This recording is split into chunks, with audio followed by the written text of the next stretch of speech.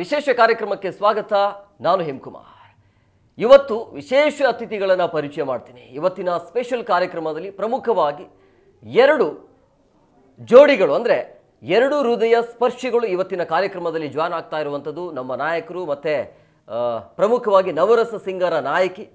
ಇವರ ಪ್ರೇಮ ಕಥೆಯನ್ನು ನೀವು ಚಿತ್ರಮಂದಿರಕ್ಕೆ ಹೋಗಿ ನೋಡಬೇಕು. ಆದರೆ ಇವತ್ತಿನ ಕಾರ್ಯಕ್ರಮದಲ್ಲಿ ಇವರ ಹಿಂದಿನ ಕಥೆಗಳು ಏನಿರಬಹುದು, ಅದರ ಜೊತೆಗೆ ಈ ಸಿನಿಮಾ ಯಾವ ರೀತಿಯಾಗಿದೆ, ಯಾಕೆ ಪ್ರೇಕ್ಷಕರು ಈ ಸಿನಿಮಾವನ್ನು ನೋಡಬೇಕು, ಅವರ ಅನುಭವಗಳೇನು, ಎಲ್ಲದರ ಬಗ್ಗೆ ಮಾತನಾಡ್ಸೋಣ. ಬನ್ನಿ ಅವ್ರನ್ನ ಕಾರ್ಯಕ್ರಮಕ್ಕೆ ವೆಲ್ಕಮ್ ಮಾಡೋಣ. ಈ ಚಿತ್ರದ ನಾಯಕ ನಿಮ್ಮೆಲ್ಲರ ಪ್ರೀತಿಯ ಸಿದ್ದು ಅವರು ಜಾಯ್ನ್ ಆಗಿದ್ದಾರೆ. ಬನ್ನಿ ಅವರ ಕಾರ್ಯಕ್ರಮಕ್ಕೆ ವೆಲ್ಕಮ್ ಮಾಡೋಣ. ಸಿದ್ದು ಅವರ ಕಾರ್ಯಕ್ರಮಕ್ಕೆ ಆತ್ಮೀಯವಾದಂಥ ಸ್ವಾಗತ. ಧನ್ಯವಾದ. ಮುದ್ದು ರೇಷ್ಮಾ ಅವರೇ, ಆತ್ಮೀಯವಾದಂಥ ಕಾರ್ಯಕ್ರಮಕ್ಕೆ ಸ್ವಾಗತ. ಯಾರಿಂದ ಶುರು ಮಾಡೋಣ ಈಗ? ಸರ್, ಮುದ್ದೂರಿಂದ ಶುರು. ಸಿದ್ದುವಿಂದ ಸ್ಟಾರ್ಟ್ ಮಾಡಿ. ರೈಮಿಂಗ್ ಆಗ್ಬಿಟ್ಟಿದೆ, ಮುದ್ದು ಸಿದ್ದು ಅಂತ. ಮುದ್ದು ಅವ್ರನ್ನ ಕೇಳಿ. ಮುದ್ದು ಸಿದ್ದು. ಓಕೆ, ಇವತ್ತು ಕಾರ್ಯಕ್ರಮದಲ್ಲಿ ಬ್ರೇಕ್ ಮಾಡ್ತೀನಿ. ಯಾವಾಗಲೂ ಲೇಡೀಸ್ ಫಸ್ಟ್ ಅಂತ ಹೇಳ್ಬಿಟ್ಟು ನಾವು ಈ ಪರಿಸ್ಥಿತಿಗೆ ಬಂದ್ಬಿಟ್ಟಿದೆ, ಎಲ್ಲವನ್ನ ತ್ಯಾಗ ಮಾಡಿ. ಸೊ ಹಂಗಾಗಿ ನಾನು ನಿಮ್ಮಿಂದಲೇ ಶುರು ಮಾಡ್ತೀನಿ. ಒಂದು ಕುತೂಹಲ ಏನು ಅಂತ ಹೇಳಿದ್ರೆ, ಈ ಪ್ರೇಮ ಕಥೆ ಅಂದ್ರೆ ಲವ್ ಯು ಮುದ್ದು ಅನ್ನುವಂಥ ಪ್ರೇಮ ಕಥೆ ಸಿದ್ದು ಅವ್ರನ್ನ ಹುಡುಕಿ ಬಂದಿದ್ದು ಯಾಕೆ ಅಂತ ಒಂದು ಕುತೂಹಲ ಇದೆ. ಓಕೆ, ಅದು ಬರ್ತೀನಿ. ಅದಕ್ಕಿಂತ ಮುಂಚೆ ತ್ಯಾಗ ಅಂತ ಒಂದು ಪದ ಹೇಳಿದ್ರೆ, ಈ ಸಿನಿಮಾದಲ್ಲಿ ನನ್ನ ಹೆಸರು ಕರ್ಣ ಅಂತ. ತುಂಬ ತ್ಯಾಗಗಳು ಮಾಡ್ತಿರ್ತೀನಿ. ಹಾಗಾಗಿ ಈ ತ್ಯಾಗ ಮಾಡೋದಕ್ಕೂ ನನಗೇನು ಬೇಜಾರಾಗ್ತಿರ್ಲಿಲ್ಲ. ಬಟ್ ಎನಿವೆ, ಈ ಸಿನಿಮಾ ನನಗೆ ಬಂದಿದ್ದು ಕುಮಾರ್ ಸರ್ ಕಡೆಯಿಂದಾನೆ. ಕೆಮಿಸ್ಟ್ರಿ ಆಫ್ ಕರಿಯಪ್ಪ ಸಿನಿಮಾ ಎಲ್ಲ ನಾನು ನೋಡಿದ್ದೆ. ಅವರ ಒಂದು ಬರವಣಿಗೆಗೆ ನಾನು ಆ್ಯಕ್ಚುಲಿ ಅಭಿಮಾನಿ. ಸೊ ಸಾಕಷ್ಟು ಸಿನಿಮಾಗಳಲ್ಲಿ ಕೆಲಸ ಮಾಡ್ಬೇಕಾದ್ರೆ ಒಂದು ಕಡೆ ಅನಿಸಿತ್ತು, ಲೈಕ್ ಕುಮಾರ್ ಸರ್ ಸಿನಿಮಾಸಲ್ಲೂ ಮಾಡಬೇಕು ಅಂತ. ಯಾಕಂದರೆ ಅವ್ರ ಬಳಗದಲ್ಲಿ ನಾನು ಕೂಡ ಕೆಲಸ ಮಾಡಿದ್ದೀನಿ. ಅಂದರೆ ಅವರು ಅಸೋಸಿಯೇಟ್ಸ್ ಆಗಿರ್ಬೋದು, ಅವ್ರ ತಂಡಗಳಾಗಿ. ಸೊ ಹೀಗೆ ನನ್ನ ಸಿನಿಮಾಸ್ ನಡೀತಾ ಇದ್ದು. ಕುಮಾರ್ ಸರಿಂದ ಒಂದು ಕಾಲ್ ಬರುತ್ತೆ. ಅವ್ರು ಎಷ್ಟು ಪ್ರೀತಿಯಿಂದ ಕೇಳ್ತಾರೆ ಅಂತ ಹೇಳಿದ್ರೆ, ಒಂದು ಸಿನಿಮಾ ಮಾಡ್ತಾ ಇದ್ದೀನಿ, ನೀವು ಈ ಸಿನಿಮಾಲಿ ಮಾಡಬಹುದಾ ಅಂತ ಕೇಳಿದೆ. ಸರ್, ಏನು ಸರ್ ಹೀಗೆ ಹೇಳ್ತಿದ್ದೀರಾ, ನೀವು ಕರೆ ಮಾಡೋದು ದೊಡ್ಡದ, ನಾವು ಬಂದು ಕೆಲಸ ಮಾಡೋದು ದೊಡ್ಡದ ಸರ್. ಬರ್ತೀನಿ ಸರ್, ನಾನು ಕೆಲಸದಲ್ಲಿದ್ದೆ, ಊರಿಗೆ ಬರ್ತಿದ್ದಂಗೆ ಸಿಗ್ತೀನಿ, ಮಾತಾಡ್ತೀನಿ ಅಂತ ಹೇಳಿದೆ. ಕುಮಾರ್ ಸರ್ ನನ್ನ ಇದಕ್ಕೆ ಏನಕ್ಕೆ ಆಯ್ಕೆ ಮಾಡ್ಕೊಂಡ್ರು ಅಂತ ನನಗನ್ಸುತ್ತೆ ಅಂದರೆ, ಬೇಸಿಕಲಿ ನಾನು ವರ್ಸಿಟಾಲಿಟಿನ ಎಕ್ಸ್ಪ್ಲೋರ್ ಮಾಡಬೇಕು ಅಂತ ಅಂದ್ಕೊಂಡ್ರೆ ನಟ. ನನ್ನ ಪ್ರೀವಿಯಸ್ ಸಿನಿಮಾಸ್ ನೋಡಿದ್ರು ನೀವು, ಯಾವ್ದು ಕಮರ್ಷಿಯಲ್ ಎಲಿಮೆಂಟ್ಸ್ ಅಥವಾ ಏನೋ ಮಾಸ್ ಡೈಲಾಗ್ಸ್ ಹೇಳ್ತಾ ಇದ್ದೀನಿ, ಅಲ್ಲಿ ಏನೋ ಸ್ಟೈಲ್ ಮಾಡ್ತಿದ್ದೀನಿ ಅನ್ನೋದಕ್ಕಿಂತ ಒಂದು ಪಾತ್ರವಾಗಿ ಕಾಣಿಸ್ಕೊಂಡಿದ್ದೀನಿ ಪ್ರತಿಯೊಂದು ಸಿನಿಮಾಗಳಲ್ಲೂ. ಸೊ ಈ ಸಿನಿಮಾಗೆ ಬೇಕಾಗಿದ್ದು ಆ ಪಾತ್ರ. ಅಂದರೆ ಈ ಸರ್ ಏನು ಕರ್ಣ ಅಂತ ಪಾತ್ರ ಬರ್ತಿದ್ದಾರೆ, ಆ ಪಾತ್ರ ತುಂಬ ಸ್ಟ್ರಾಂಗ್ ಇದೆ, ತುಂಬ ಸಟಲ್ ಇದೆ, ತುಂಬ ಯೋಚನೆ ಮಾಡ್ತಾನೆ, ತುಂಬ ಡೆಪ್ತ್ ಇದೆ ಪಾತ್ರದಲ್ಲಿ. And I don't know, may be Kumar ಸರ್ಗೆ ಅನಿಸ್ತು ನಾನು ಈ ಪಾತ್ರ ಮಾಡ್ಬೋದು ಅಂತ. ಆ್ಯಂಡ್ ನಾನು ಅದಕ್ಕೆ ಚಿರಋಣಿ. ಸೊ ಕುಮಾರ್ ಸರ್ ಈ ಥರ ನನ್ನ ಆಯ್ಕೆ ಮಾಡಿಕೊಂಡ್ರು. So thanks to Kumar sir. ಈ ಲವ್ ಯು ಮುದ್ದು ಅನ್ನುವಂಥ ಟೈಟಲೇ ಹೇಳುತ್ತೆ ಒಂದು ಪ್ರೇಮ ಕಥೆ ಇರಬಹುದು ಅಂಥೇಳಿ. ಬಟ್ ಈ ಕಥೆಯ ಹಿನ್ನೆಲೆ ಏನು, ಅಂದರೆ ಯಾಕೆ ಈ ಕಥೆ ಅಂತ? ಸರ್, ಅದೇ ಇವಾಗ ಟೈಟಲ್ ಕೇಳಿದ ತಕ್ಷಣ ಎಲ್ಲರಿಗೂ ಅನಿಸುತ್ತೆ ತುಂಬ ಲವ್ ಸ್ಟೋರೀಸ್ ಬಂದಿದೆ, ಅದರಲ್ಲಿ ಒಂದು ಆಗಿರ್ಬೋದು ಇದು ಅನ್ನೋ ಥರನೇ ಅನಿಸುತ್ತೆ. ಬಟ್ ಇದು ಎಲ್ಲ ಲವ್ ಸ್ಟೋರಿಗಿಂತ ಡಿಫ್ರೆಂಟ್ ಆಗಿದೆ. ಬಿಕಾಸ್ ಸಿದ್ದು ಹೇಳ್ದಂಗೆ ಕಮರ್ಷಿಯಲ್ ಆಸ್ಪೆಕ್ಟ್ಸ್ ಅನ್ನೋದಕ್ಕಿಂತ ಇದು ಒಂದು ರಿಯಲ್ ಲೈಫ್ ಇನ್ಸಿಡೆಂಟ್, ಒಬ್ರು ಜೀವನದಲ್ಲಿ ನಡೆದಿರೋದು. ಆ ಕಪಲ್ ತುಂಬ ಫೇಮಸ್ ಕಪಲ್, ಅಂಜಲಿ ಭಾಯ್ ಅಂತ, ಮಹಾರಾಷ್ಟ್ರದ. ಅಂದರೆ ಮಹಾರಾಷ್ಟ್ರದ ನೈಜ ಕಥೆ ಇರಬಹುದು. ಇರಬಹುದು. ಅಲ್ಲ, ಅದೇ ಕತೆ. ಅಂದ್ರೆ ಅದ್ರ ಕಥೆಯ ಎಳೆಯನ್ನಿಟ್ಕೊಂಡು ಇಲ್ಲಿಗೆ ನೇಟಿವಿಟಿಗೆ ಒಂದಿಷ್ಟು ಬದಲಾವಣೆಗಳ ಮಾಡ್ಕೊಂಡಿದ್ದಾರೆ. ಅಂದರೆ ಈಗಿನ ಪರಿಸ್ಥಿತಿಲಿ ಅಂದರೆ ಪ್ರೇಮಿಗಳು ಅಂತ ಬಂದಾಗ ಇದಕ್ಕೆ ಏನು ಅರ್ಥ ಕಲ್ಪಿಸಿಕೊಡಬಹುದು ಈ ಚಿತ್ರ ಒಂದು ಅಂತ ಹೇಳಿ? ನಾವು ಎಲ್ಲ ಕಡೆ ಹೋಗ್ಬೇಕಾದ್ರೂ ನಾವು ಅದು ಒಂದು ಮಾತು ಅಥವಾ ನಾವು ಪ್ರಮೋಟ್ ಮಾಡ್ಬೇಕಾದ್ರೂ ನಮ್ಮ ಸಿನಿಮಾ ಬಗ್ಗೆ ಒಂದು ವಿಷಯ ನಮಗೆ ತುಂಬ ಖುಷಿ ಕೊಡೋದು ಸರ್. ಅಂದರೆ ಪ್ರೀತಿ ಎಲ್ಲರೂ ಮಾಡ್ತಾರೆ, ಬಟ್ ಪ್ರೀತಿ ಮಾಡಿದ್ರೆ ಉಳಿಸ್ಕೊಳ್ಳೇಬೇಕು. ಸೊ ಹೀಗೆ ಪ್ರೀತಿ ಮಾಡಬೇಕು ಅನ್ನೋದನ್ನ ನಮ್ಮ ಸಿನಿಮಾದಲ್ಲಿ ತೋರಿಸ್ಕೊಟ್ಟಿದ್ದೀವಿ. ಏನಂತಂದರೆ, ಒಂದು ಹುಡುಗಿನ ನಿಜವಾಗ್ಲೂ ಪ್ರೀತಿಸಿದ್ರೆ ಏನೇ ಆದರೂ ಪರವಾಗಿಲ್ಲ, ಎಷ್ಟರ ಮಟ್ಟಕ್ಕಾದರೂ ಹೋಗಿ ಆ ಹುಡುಗಿನ ಪಡ್ಕೊತಾನೆ, ಅವಳನ್ನೇ ಮದುವೆ ಆಗ್ತಾನೆ. ಸೊ ಪ್ರೀತಿ ಹೀಗೂ ಮಾಡ್ಬೋದಾ ಅಂದರೆ ಇಲ್ಲ, ಪ್ರೀತಿ ಮಾಡಿದ್ರೆ ಹೀಗೆ ಮಾಡಬೇಕು ಅನ್ನೋದು ನಮ್ಮ ಸಿನಿಮಾ ನೋಡಿದ ತಕ್ಷಣ ಎಲ್ರಿಗೂ ಅನಿಸುತ್ತೆ ಅನ್ನೋದು ನಮ್ಮ ಭಾವನೆ. ಎಸ್, ಪ್ರೀತಿ ಬಗ್ಗೆ ಹೇಳೋದ್ರಿಂದ ನಿಮ್ಮ ಪ್ರಕಾರ ಪ್ರೀತಿ ಅಂತಂದರೆ ಏನು? ಆ್ಯಕ್ಚುಲಿ ಸುಮಾರು ಕಡೆ ಈ ಡಿಸ್ಕಷನ್ ಆಗ್ತಿರುತ್ತೆ. ಪ್ರೀತಿ ಅಂದರೆ ಪ್ರತಿಯೊಬ್ಬರಿಗೂ ಒಂದು ಅರ್ಥ ಇರುತ್ತೆ. ನನ್ನ ಪ್ರಕಾರ ಪ್ರೀತಿ ಅಂದರೆ ಸ್ವಾತಂತ್ರ್ಯ ಅಂತ ನನಗನ್ಸುತ್ತೆ. ಹಾಗೆ ಪ್ರೀತಿ ಅಂದರೆ ಬರೀ ಒಂದು ಪದದಲ್ಲಿ ಹೇಳೋಕ್ಕೆ ತುಂಬ ಕಷ್ಟ. ಯಾಕಂದರೆ ಅದ್ರಲ್ಲಿ ಸುಮಾರು ವಿಷಯಗಳು ಅಡಗಿದೆ. ಅಂದರೆ ಪ್ರೀತಿ ಒಳಗಡೆ ಕಾಳಜಿ ಇರುತ್ತೆ, ಒಂದು ಸ್ವಲ್ಪ ಕೋಪ ಇರುತ್ತೆ, ಒಂಥರ ಬಾಂಡಿಂಗ್ ಇರುತ್ತೆ, ಒಂಥರ ಪೊಸೆಸಿವ್ನೆಸ್ ಇರುತ್ತೆ. ಐ ಥಿಂಕ್ ಎಲ್ಲವನ್ನು ಕೂಡಿರೋದು ಪ್ರೀತಿ ಅಂತ ನನಗನ್ಸುತ್ತೆ. ಸೊ ಈ ಸಿನಿಮಾಲಿ ಪ್ರೀತಿ ಅಂದರೆ ಏನು ಅಂತ ನಾವು ಹೇಳೋಕ್ಕೆ ಹೊರಟಿಲ್ಲ ಅಂದ್ರೂ, ಅಂದರೆ ಪ್ರೀತಿ ಮಾಡೋರಿಗೆ ಒಂದಿಷ್ಟು ವಿಷಯ ಎಚ್ಚರಿಸೋಕ್ಕೆ ಅಂತ ಬಂದಿದ್ದೀವಿ, ಅದಂತೂ ಹೇಳ್ಬೋದು. ಮೇಡಮ್, ನಿಮಗೆ ಈಗ ಪ್ರೀತಿ ಯಾರ ಮೇಲೆ ಹುಟ್ಟುತ್ತೆ? ಅಂದರೆ ಪ್ರೀತಿ ಯಾರ ಮೇಲೆ ಹುಟ್ಟುತ್ತೆ ಅಂತ ನಾನು ಕೇಳ್ತೇನೆ. ಅಂದರೆ ಎಂಥವ್ರ ಮೇಲೆ ಪ್ರೀತಿ ಹುಟ್ಟುತ್ತೆ? ಯಾವ ಹುಡುಗನ ಮೇಲೆ ಅಂತ ಕೇಳ್ತಿದ್ದಾರೆ? ಯಾವ ಥರ ಹುಡುಗನ ಮೇಲೆ? ಅದು ಪ್ರೀತಿ ಹುಟ್ಟಿದ ಮೇಲೆ ಗೊತ್ತಾಗುತ್ತೆ. ಅದು ಹೇಳ್ತಾರಲ್ಲ, love should not be made, it should happen ಅಂತ. ಸೊ ಈ ಥರ ಪರ್ಟಿಕ್ಯುಲರ್ ಹಿಂಗೆ ಇರಬೇಕು ಅಂತಿಲ್ಲ, ಆ ಫೀಲ್, ಆ ಸ್ಪಾರ್ಕ್ ಆಗಬೇಕು ಅನ್ಸುತ್ತೆ. ಪ್ರೀತಿ ಹೇಗೆ ಹುಟ್ಟುತ್ತೆ? ಇನ್ನು ಅದರಲ್ಲಿ ಇನ್ನೊಂದು ಸ್ವಲ್ಪ ವಿವರಣೆ ಮಾಡಿ. ಗೊತ್ತಿಲ್ಲ ನಂಗೆ, ಎಕ್ಸ್ಪೀರಿಯನ್ಸ್ ಕಮ್ಮಿ. ಸಿದ್ದು ಲವ್ ಮ್ಯಾರೇಜ್ ಆಗಿದ್ದಾರೆ, ಅವ್ರಿಗೆ ಕೇಳಬೇಕಲ್ವಾ? ನಿಮ್ಗೆ ಬಂತು ಈಗ. ಇಲ್ಲ, ಪ್ರೀತಿ ಹೇಗೆ ಹುಟ್ಟುತ್ತೆ ಅದೇ ಅದಕ್ಕೂ ಉತ್ತರ ಇಲ್ಲ. ಕೆಲಸದ ಏನಾಗುತ್ತೆ ಅಂದರೆ ಐ ಥಿಂಕ್ ಜಾಸ್ತಿ ಟೀನೇಜ್ ಅಲ್ಲಿ ಅಥವಾ ಆ ಒಂದು ಸಮಯದಲ್ಲಿ ಏನಾಗುತ್ತೆ, ತುಂಬ ಅಟ್ರಾಕ್ಷನ್ ಅಂತ ಅನ್ಸುತ್ತೆ. ಅದು ಪ್ರೀತಿ ಅಂತ ಫಸ್ಟ್ ಆಫ್ ಆಲ್ ಅವ್ರಿಗೆ ಜೀವನದಲ್ಲಿ ಏನು ಅಂತ ಸರಿಯಾಗಿ ಅವ್ರಿಗೆ ಕ್ಲಾರಿಟಿ ಇರಲ್ಲ, ಟೀನೇಜಲ್ಲಿ ಇರೋವಂಥವ್ರಿಗೆ. ಸೊ ಅದು ಪ್ರೀತಿನ ಅಥವಾ ಅದು ಇನ್ಫ್ಯಾಚುಯೇಷನ್, ಅಟ್ರಾಕ್ಷನ್ ಅಂತನೂ ಅವ್ರಿಗೆ ತೂಕ ಹಾಕೋಕ್ಕಾಗಲ್ಲ. ಬಟ್ ಆದ್ರೂ ಹೋಗ್ತಾ ಹೋಗ್ತಾ ಹೋಗ್ತಾ ಹೋಗ್ತಾ ನಾವು ಪ್ರೀತಿ ಇದು ಯಾವ ರೀತಿಯ ಪ್ರೀತಿ ಅಂತ ನಮಗೆ ಅದು ಅರ್ಥ ಆಗ್ತಾ ಹೋಗುತ್ತೆ. ಸೊ ಇನಿಷಿಯಲಿ ಏನಾಗುತ್ತೆ ಅಂತ ಹೇಳಿದ್ರೆ, ಕೆಲವು ಜನಕ್ಕೆ ಅಪ್ಬ್ರಿಂಗಿಂಗ್ ಇಂದ ಸೀರಿಯಸ್ ಆಗಿರ್ತಾರೆ ಲೈಫಲ್ಲಿ, ಮೆಚುರಿಟಿ ಇರುತ್ತೆ. ಕೆಲವು ಜನಕ್ಕೆ 18 ಇಯರ್ಸ್ಗೆ ಇರುತ್ತೆ ಮೆಚುರಿಟಿ ಹುಡುಗರಿಗೆ, ಕೆಲವು ಜನ 30 ವರ್ಷ ಆದ್ರೂ ಇರಲ್ಲ ಹುಡುಗರಿಗೆ ಮೆಚುರಿಟಿ. ಅದೇ ರೀತಿಯಲ್ಲಿ ಹುಡುಗಿರಿಗೂ ಅದೇ ರೀತಿಯಲ್ಲಿ ಇರುತ್ತೆ. ಸೊ ಮನೆಯ ಒಂದು ವಾತಾವರಣ ಕೂಡ ಮ್ಯಾಟರ್ ಆಗುತ್ತೆ. ನಮಗೆ ಒಂದೊಂದು ಪ್ರೀತಿ ಆಗಿರ್ಬೋದು ಅಥವಾ ಇನ್ನೊಂದೇನು ಕೆಲಸ ಆಗಿರ್ಬೋದು, ಈ ಥರದ ಒಂದು ಪದದ ಅರ್ಥನ ಗ್ರಹಿಸ್ಕೊಳ್ಳೋಕ್ಕೆ ಒಂದು ಮೆಚುರಿಟಿ ಬೇಕಾಗುತ್ತೆ. ಸೊ ಪ್ರೀತಿ ಅಂದ್ರೆ ಏನು ಅಂತ ನನ್ಗೆ ಕೇಳಿದ್ರೆ, ಒಂದು ಮೆಚುರಿಟಿ ಇರಬೇಕು. ಯಾಕಂದ್ರೆ ಇಟ್ಸ್ ಜಸ್ಟ್ ನಾಟ್ ಅಟ್ರಾಕ್ಷನ್ ಅಂತ. ಯಾಕಂದ್ರೆ ಇವಾಗ ಖಂಡಿತವಾಗ್ಲೂ ಒಂದು ಗಂಡು ಹೆಣ್ಣು ನೋಡಿದಾಗ ಆಕರ್ಷಿತವಾಗೋದು ಅಥವಾ ಹೆಣ್ಣಿಗೆ ಗಂಡು ನೋಡಿದಾಗ ಅದು ಕಾಮನ್ ಇದೆ. ಅದೇ ನಾನು ಯಾಕೆ ಕೇಳಿದೆ ಅಂದ್ರೆ, ಇತ್ತೀಚಿನ ದಿನಮಾನಗಳಲ್ಲಿ ಪ್ರೀತಿ ಮಾಡಿ ಮದುವೆ ಆದ್ರೂ ಕೂಡ ಡಿವೋರ್ಸ್ ಅಂತಕ್ಕೆ ಬಂದಿದೆ, ಡಿವೋರ್ಸ್ ಆಗಿದಾವೆ ಕೂಡ. ಹಂಗಾಗಿ ನನ್ಗೆ ಏನ್ ಪ್ರೀತಿ ಅಂತಂದ್ರೆ ಏನು, ಉಳಿಸ್ಕೊಳ್ಳೋದು ಹೇಗೆ ಅಂತ. ಸರಿ, ಇಲ್ಲ ಆ ವಿಷಯಕ್ಕೆ ಬರ್ತೀವಿ ಅಂತ ಹೇಳಿದ್ರೆ, ಅದು ಪ್ಯೂರ್ಲಿ ಇಂಡಿವಿಜುವಲ್ಸ್ ಮೇಲೆ ಡಿಪೆಂಡ್ ಆಗುತ್ತೆ. ಇವಾಗ ಎಲ್ಲೋ ಒಂದ್ ಕಡೆ ಸೇಯಿಂಗ್ ಇದೆ, ಜೊತೆಗಿರೋದಕ್ಕಿಂತ ದೂರ ಇರೋದು ಈಸಿ, ಜೊತೆಗಿರೋದು ಕಷ್ಟ. ಯಾಕಂದ್ರೆ understanding the differences is understanding ಅಲ್ವಾ. ಆ ವ್ಯತ್ಯಾಸಗಳನ್ನ ನಾವು ಅರ್ಥ ಮಾಡ್ಕೊಳ್ಳದೆ ಯಾವಾಗಲೂ ನಾನ್ ಸರಿ ನೀನ್ ಸರಿ ಅಂತಂದಾಗ ಇಬ್ಬರ ಮಧ್ಯೆ ಒಂದು ಕ್ಲಾಶಸ್ ಆಗ್ಲೇಬಹುದು. ಬಟ್ ಆದ್ರೆ ಐ ಥಿಂಕ್ ಒಂದು ಮೆಚುರಿಟಿ ಇದ್ರೆ, ಅಂದ್ರೆ ಒಂದು ಜೀವನ ನೋಡೋ ಒಂದು ರೀತಿ ಇರುತ್ತೆ. ಅಂದ್ರೆ ಇವಾಗ ಎಕ್ಸಾಂಪಲ್, ಯಾರ್ದ ಮನೆ, ನಾನು ಇದನ್ನ ಯಾವಾಗ್ಲೂ ಹೇಳ್ತಿರ್ತೀನಿ, ಯಾರ್ದಾರ ಮನೆಗೆ ಹೋದ್ರೆ ನಾವು ಚಪ್ಪಲೆಲ್ಲಿ ಬಿಡ್ತೀವಿ ಅಂತ ನೋಡ್ತೀವಿ. ಆ ಸೂಕ್ಷ್ಮತೆಗಳು, ಜೀವನದ ಸೂಕ್ಷ್ಮತೆಗಳಾಗಿರ್ಬೋದು, ಆಮೇಲೆ ದೊಡ್ಡವ್ರನ್ನ ಗೌರವಿಸುವಂತ ಆಗಿರ್ಬೋದು. ಸೊ ರೆಸ್ಪೆಕ್ಟ್ ಕೂಡ ಬಹಳ ಮ್ಯಾಟರ್ ಆಗುತ್ತೆ ಪ್ರೀತಿಯಲ್ಲಿ. ಸೊ ಇವೆಲ್ಲ ಏನು ತಿಳ್ಕೊಳ್ದೆ ಪ್ರೀತಿ ಮಾಡಿದಾಗ ನಾವು ಟೇಕನ್ ಅಸ್ ಗ್ರಾಂಟೆಡ್ ಆಗುತ್ತೆ, ರೆಸ್ಪೆಕ್ಟ್ ಮಾಡಲ್ಲ, ಏನೇನೋ ಮಾತಾಡ್ತೀವಿ, ಇಬ್ರಿಗೂ ಹರ್ಟ್ ಆಗುತ್ತೆ, ಮೇ ಬಿ ಆ ವೇವ್ ಲೆಂತ್ ಮ್ಯಾಚ್ ಆಗಲ್ಲ. So I think wave length match ಆಗೋಕ್ಕೆ, ಇವಾಗ ನಾವಿಬ್ರು ಸ್ನೇಹಿತರಾದ್ರೆ ನೀವು ಕಮ್ಮಿ ಮಾತಾಡ್ಬೋದು, ನಾನು ಜಾಸ್ತಿ ಮಾತಾಡ್ಬೋದು. ಬಟ್ ನೀವು ಕಮ್ಮಿ ಮಾತಾಡ್ತೀರನ್ನ ಅರ್ಥ ಮಾಡ್ಕೊಂಡು ಸ್ನೇಹನ ಉಳಿಸ್ಕೊಂಡಿರ್ತೀವಿ ಗೊತ್ತಾ, ಅದೇ ಬೇರೆ. ಸೊ ಐ ಥಿಂಕ್ ನಾವು ಅರ್ಥನೂ ಮಾಡ್ಕೋಬೇಕಾಗತ್ತೆ, ರೆಸ್ಪೆಕ್ಟು ಮಾಡಬೇಕಾಗುತ್ತೆ. ಸಾಕಷ್ಟು ವಿಷಯ ಇದ್ರೊಳಗಡೆ ಅಡಗಿದೆ. It's just not one thing like okay ಏನೋ ಆಯಿತು ಡಿವೋರ್ಸ್ ಆದರೂ, ಇವ್ರು ಚೆನ್ನಾಗಿದ್ದು ಇದಕ್ಕಿಂತ ಒಳಗಡೆ ಅವ್ರಿಗೆ ಏನಾಗಿದೆ ಅನ್ನೋದು ಭಾಳ ಮುಖ್ಯ ಆಗುತ್ತೆ. ಬಟ್ ಆದರೆ ನಮ್ಮ ಸಿನಿಮಾಲಿ ಏನಂದರೆ, ಓಕೆ ಇದು ನೆಗೆಟಿವ್ ಅನ್ಸುತ್ತೆ, ಓಕೆ ಡಿವೋರ್ಸ್ ಅಥವಾ ಏನೋ ಒಂದು ವಿಷಯಗಳು. ಪ್ರೀತಿ ಮಾಡಿದ್ರೆ ಗುರು ಉಳಿಸ್ಕೋ, ಯಾವುದೇ ಕಾರಣಕ್ಕೂ ಬಿಡ್ಬೇಡ, ಯಾವುದೇ ಕಾರಣ ಏನೇ ಆದ್ರೂ ಬಿಡ್ಬೇಡ ಅನ್ನೋ ಒಂದು ವಿಚಾರ ಹೇಳಿದೀವಿ. ಸೊ ಆ ಥರದೊಂದು ವೆರಿ ಪಾಸಿಟಿವ್ ಫೀಲ್ ಕೊಡ್ತಿರೋಂಥ ನಮ್ಮ ಸಿನಿಮಾ ಇದೆ.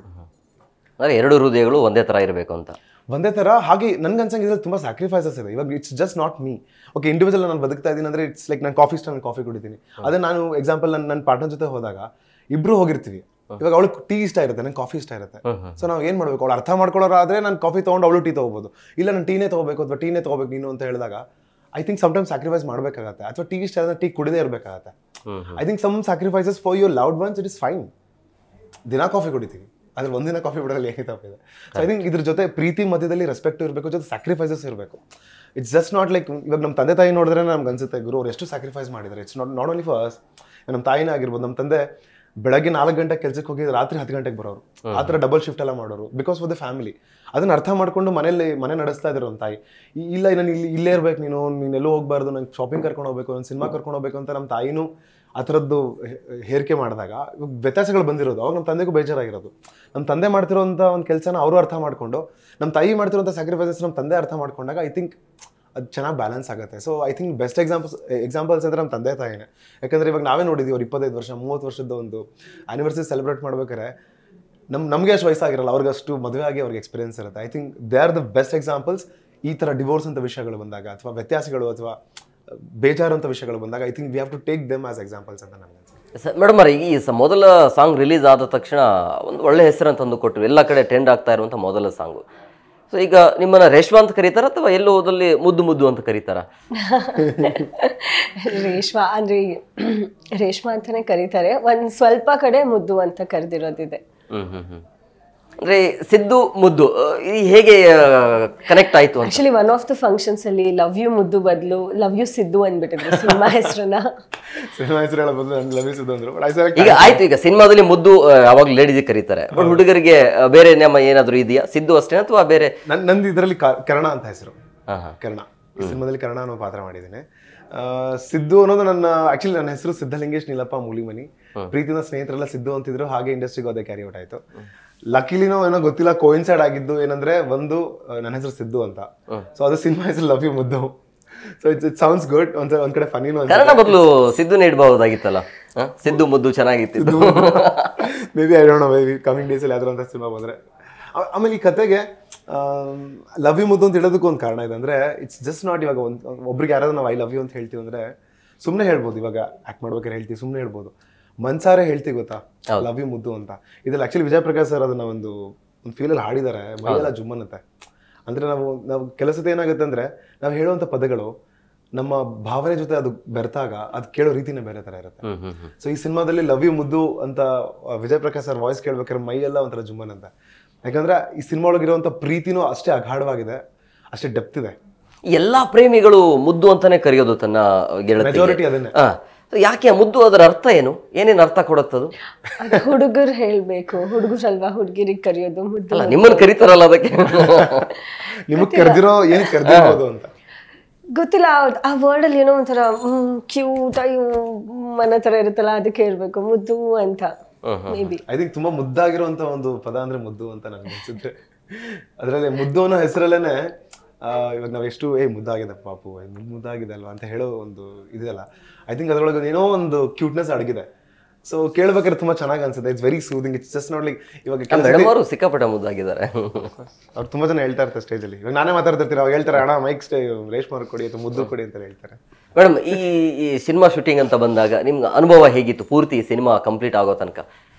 ನನಗೆ ತುಂಬ ಚೆನ್ನಾಗಿತ್ತು ಅನುಭವ. ಯಾಕಂದರೆ ನಂಗೆ ಎಲ್ಲೂ ಅನ್ಕಂಫರ್ಟಬಲ್ ಫೀಲೇ ಆಗಿಲ್ಲ.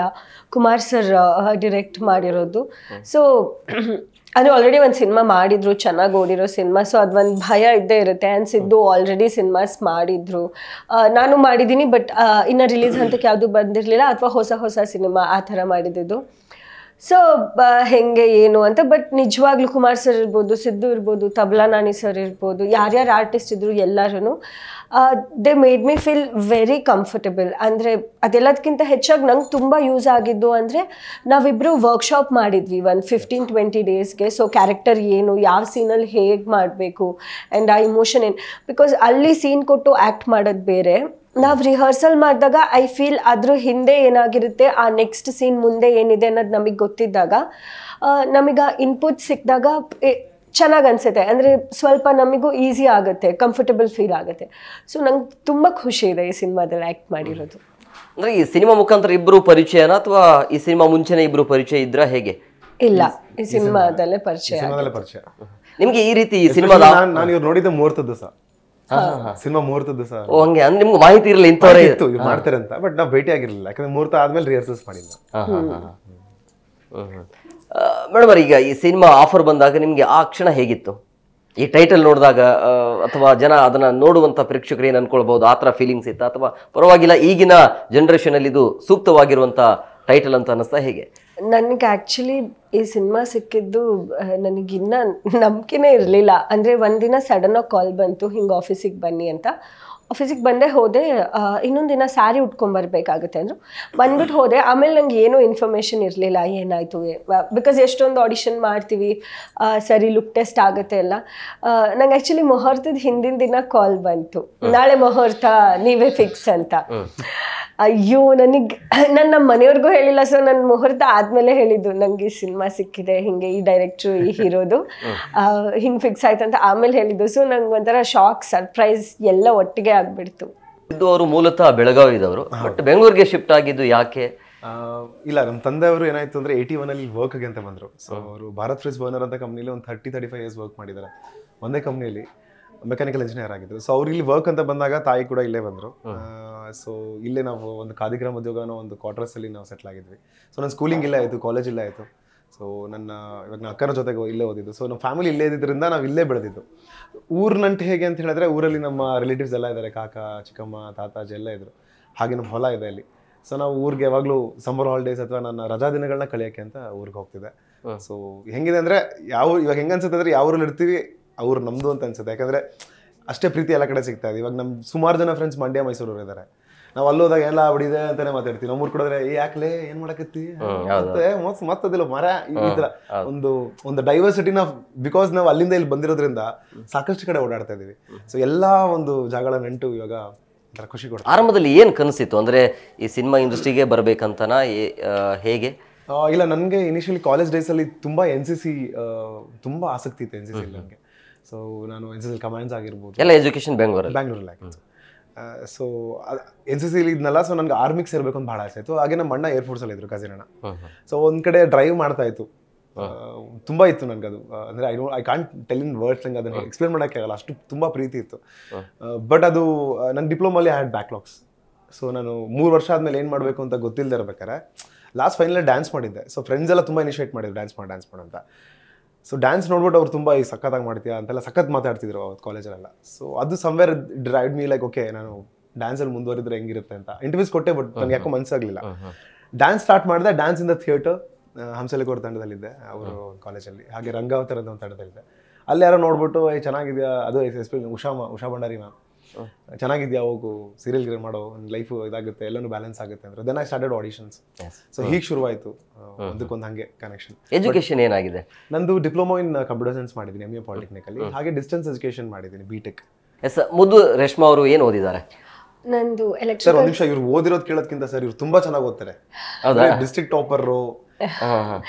ಅದಕ್ಕೆ ನಾನು ಲೇಡೀಸ್ ಯಾವಾಗ್ಲೂ ಫಸ್ಟ್ ಇರ್ತಾರೆ, ಬಟ್ ಅದು ಕ್ಯೂರಿಯಾಸಿಟಿ ಇರುತ್ತಲ್ಲ, ಏನು ಸಿನಿಮಾ ಇಂಡಸ್ಟ್ರಿಗೆ ಬರ್ಬೇಕಂದ್ರೆ ಇವರ ಕ್ವಾಲಿಫಿಕೇಶನ್ ಏನು ಅನ್ನೋದು ಸಹಜವಾಗಿ ತುಂಬಾ ಕೇಳಲೇಬೇಕು ಅಂತ. ಇದರಲ್ಲಿ ತುಂಬಾ ಸ್ವಲ್ಪ ಪರ್ಟಿಕ್ಯುಲರ್ ಕೇಳಿ ಸರ್ ಅಂತ.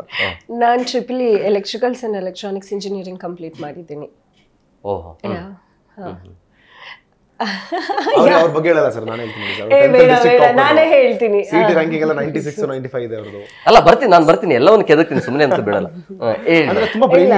ಎಜುಕೇಶನ್ ಹೇಗಿತ್ತು ನಿಮ್ಮ ಲೈಫ್? ನನಗೆ ಚೆನ್ನಾಗಿತ್ತು, ಬಟ್ ಅಂದರೆ ಮಾರ್ಕ್ಸ್ ಎಲ್ಲ ತುಂಬ ಚೆನ್ನಾಗಿತ್ತು, ಟಾಪರ್ ಆಗೇ ಇರ್ತಿದೆ ಆಲ್ಮೋಸ್ಟ್. ಬಟ್ ಅಂದರೆ ಆ ಥರ ಸ್ಟುಡಿಯಸ್ ಆಗಿ ನಾನು ಯಾವತ್ತೂ ಇಲ್ಲ. ಕಲ್ಚರಲ್ಸಲ್ಲಿ ಜಾಸ್ತಿ ಇದೆ. ನಮ್ಮ ಸ್ಕೂಲ್ ಇರ್ಬೋದು, ನಮ್ಮ ಸ್ಕೂಲಲ್ಲಿ ಆಲ್ಮೋಸ್ಟ್ ನನ್ನ 5th ಸ್ಟ್ಯಾಂಡರ್ಡಿಂದ ನಾನು 12th ಸ್ಟ್ಯಾಂಡರ್ಡ್ವರೆಗೂ ಎವ್ರಿ ಇಯರ್ ನಾನೇ ಆ್ಯಂಕರಿಂಗ್ ಮಾಡ್ತಾ ಇದ್ದಿದ್ದು ನಮ್ಮ ಸೀನಿಯರ್ಸ್ಗೆ ಜೂನಿಯರ್ಸ್ಗೆ ಸ್ಕೂಲ್ ಫಂಕ್ಷನ್ಸಲ್ಲಿ. ಆ್ಯಂಡ್ ಸ್ಪೋರ್ಟ್ಸ್ ಆಡ್ತಿದ್ದೆ. ಸೊ ಕರಿಕ್ಯುಲರ್ಸ್ ಎಲ್ಲ ಇತ್ತು. ಬಟ್ ಲಕ್ಕಿಲಿ ಬೈ ಗಾಡ್ ಗ್ರೇಸ್ ಏನಂತ ಅಂದರೆ ನನಗೆ ಡೈಲಾಗ್ಸು ಅದಕ್ಕೆ ಈಸಿ ಆಗುತ್ತೆ ಅನಿಸುತ್ತೆ. ಒಂದ್ಸತಿ ಏನಾದರೂ ನೋಡಿದ್ರೆ ಅದನ್ನ ಮರೆಯಲ್ಲ. ಸೊ ಐ ಆಮ್ ಲೈಕ್ ಹಿಂದಿನ ದಿನ ನೈಟ್, ಈಗ ನಾಳೆ ಎಕ್ಸಾಮ್ ಇದೆ ಅಂದ್ರೆ ಇವತ್ತು ನೈಟ್ ಎಲ್ಲ ಮಲಗ್ತಿರ್ಲಿಲ್ಲ, ಬೆಳಿಗ್ಗೆವರೆಗೂ ಓದು ಹೋಗಿ ಬರೀ ಬಂದ್ಬಿಟ್ಟು ಮಲ್ಕೋ ಹಂಗ್ ಮಾಡ್ತಿದ್ದೆ. ಸೊ ಚೆನ್ನಾಗಿತ್ತು, ಸ್ಟೂಡಿಯಸ್ ಆಗಿರ್ಲಿಲ್ಲ. ಒಂದೇ ನೈಟ್ ಓದಿ ಈ ರೀತಿ ಟಾಪರ್ ಆಗಿದ್ರ? ಹೌದು. ಕೆಲವೊಂದ್ಸತಿ ಹೆಂಗ ನಂಗೆ ಹುಡುಗರ ಕತೆ ಅಂದ್ರೆ ಸರ್ ನಮ್ಗೆ ಹೆಂಗಂದ್ರೆ ನನ್ಗೆ ಅನ್ಸೋದು, okay sorry to interrupt, interest ಅನ್ನೋದು ಬಹಳ ಮುಖ್ಯ ಆಗುತ್ತೆ ಒಂದು ಸಬ್ಜೆಕ್ಟ್ ಓದ್ಬೇಕಾರೆ ಅಥವಾ ಏನೋ ಓದ್ಬೇಕಾದ್ರೆ, ಡಿಗ್ರಿ ಏನಾರು ಆಗಿರ್ಬೋದು. ಸೊ ಇಂಟ್ರೆಸ್ಟ್ ಇಲ್ಲದೆ ಇರ್ಬೇಕಾದ್ರೆ ನಮ್ಮ ಇಂಟ್ರೆಸ್ಟು ಇರಲ್ಲ. ಇಫ್ ಇಟ್ ಆಲ್ ಇಂಟ್ರೆಸ್ಟ್ ಕೊಟ್ಟು ಓದಿದ್ರೆ ಖಂಡಿತವಾಗ್ಲೂ ಓದ್ತೀವಿ. ಸೊ ನಾನು ಯಾವಾಗಲೂ ಎಲ್ಲರಿಗೂ ಹೇಳೋದೇನಂದ್ರೆ, ನಿಮ್ಗೆ ಯಾವ್ದು ಇಷ್ಟವಾಗಿರುವಂಥ ಒಂದು ಫೀಲ್ಡ್ ಇರುತ್ತೆ, ಸ್ಟ್ರೀಮ್ ಲೈನ್ ಇರುತ್ತೆ, ಚೂಸ್ ದ್ಯಾಟ್ ಅಂತ. ಯಾಕಂದ್ರೆ ನಾವು ಕನ್ಸಿಸ್ಟೆನ್ಸಿ ಇಸ್ ಎಕ್ಸಲೆನ್ಸ್ ಅಂತ ಹೇಳ್ತೀವಿ. ಸೊ ಏನಾದರೂ ಒಂದು ವಿಷಯದ ಮೇಲೆ ಜಾಸ್ತಿ ವರ್ಷ ವರ್ಕ್ ಮಾಡಿದ್ರೆ ಅಥವಾ ಅದ್ರ ಬಗ್ಗೆ ಜಾಸ್ತಿ ನಾವು ಅಧ್ಯಯನ ಮಾಡಿದ್ರೆ ಅದರಿಂದ ನಮಗೆ ಜಾಸ್ತಿ ಏನಂತಾರೆ ಟೇಕ್ ಅವೇ ಇದೆ. ಅದೇ ನಾವು ಇದನ್ನ ಅರ್ಧ ಜಂಪ್ ಮಾಡ್ಕೊಂಡು ಹೋಗ್ತಿದ್ರೆ ಕನ್ಫ್ಯೂಷನ್ಸ್ ಜಾಸ್ತಿ ಆಗುತ್ತೆ. ಸೊ ಐ ಥಿಂಕ್ ನಮ್ಮ ಇಂಟ್ರೆಸ್ಟ್ ಏನು ಅಂತ ತಿಳ್ಕೊಬೇಕಾಗತ್ತೆ. ಐ ಥಿಂಕ್ ಅವರು brightly she found it. Madam, ಈ ಸಿನಿಮಾ ನೀವು ಅನ್ಕೊಂಡಿದ್ರ ಸಿನಿಮಾ ಇಂಡಸ್ಟ್ರಿಗೆ ಬರಬೇಕು ಅಂತ, ಅದು ಕೋ ಇನ್ಸಿಡೆಂಟ್ ಆಗಿ ಬಂದಿರೋದು ಅಥವಾ ಹೇಗೆ? ನಿಮ್ಗೆ ಆಸಕ್ತಿ ಇತ್ತ ಹೇಗೆ? ಅಂದರೆ ಇಷ್ಟ ಇತ್ತು ಸರ್. ಅಂದರೆ ಒಂದು 10th ಆದಮೇಲೆ ಅಪ್ ಟು 10th ನನಗೆ ಹೆಂಗೆ ಅಂದರೆ ಇಲ್ಲ ನಾನು ಸ್ಟಡೀಸಲ್ಲೇ ಏನಾದರೂ ಮಾಡಬೇಕು ಅಂತ ಇತ್ತು. ಬಟ್ ಲೇಟರ್ ಆನ್ ನನಗೇನು ಅನ್ಸಕ್ಕೆ ಸ್ಟಾರ್ಟ್ ಆಯಿತು, ಓಕೆ ಏನು ಮಾಡಿದ್ರು ನಂಗೆ ಹೆಂಗಾಗ್ತಿತ್ತು ಅಂದರೆ ಎಲ್ಲಿ ಹೋದ್ರು ಆ್ಯಕ್ಚುಲಿ ಇದೇ ಮೇನ್ ರೀಸನ್, ಅವ್ರ ಮಗಳಲ್ವಾ, ನಮ್ಮ ತಂದೆ ಹೆಸರು ಹೇಳ್ತಿದ್ರು. ಸೊ ಲೈಕ್ ಓಕೆ ನನಗೂ ಪರ್ಸ್ನಲ್ ಐಡೆಂಟಿಟಿ ಬೇಕು, ನಾನು ಏನಾದರೂ ಮಾಡಬೇಕು ಅಂತ ಅನಿಸಿದಾಗ 11th 12th ಬಂದಾಗ ಓಕೆ ನಾನು ಸಿನಿಮಾಸ್ ಟ್ರೈ ಮಾಡಬೇಕು. ಆವಾಗ ಸ್ವಲ್ಪ ಚೆನ್ನಾಗಿದ್ದೆ. ಸೊ ಚೆನ್ನಾಗಿದ್ದೆ, ಏನು ಚೆನ್ನಾಗಿರುತ್ತೆ, ನೋಡಕ್ ಚೆನ್ನಾಗಿದ್ದೆ.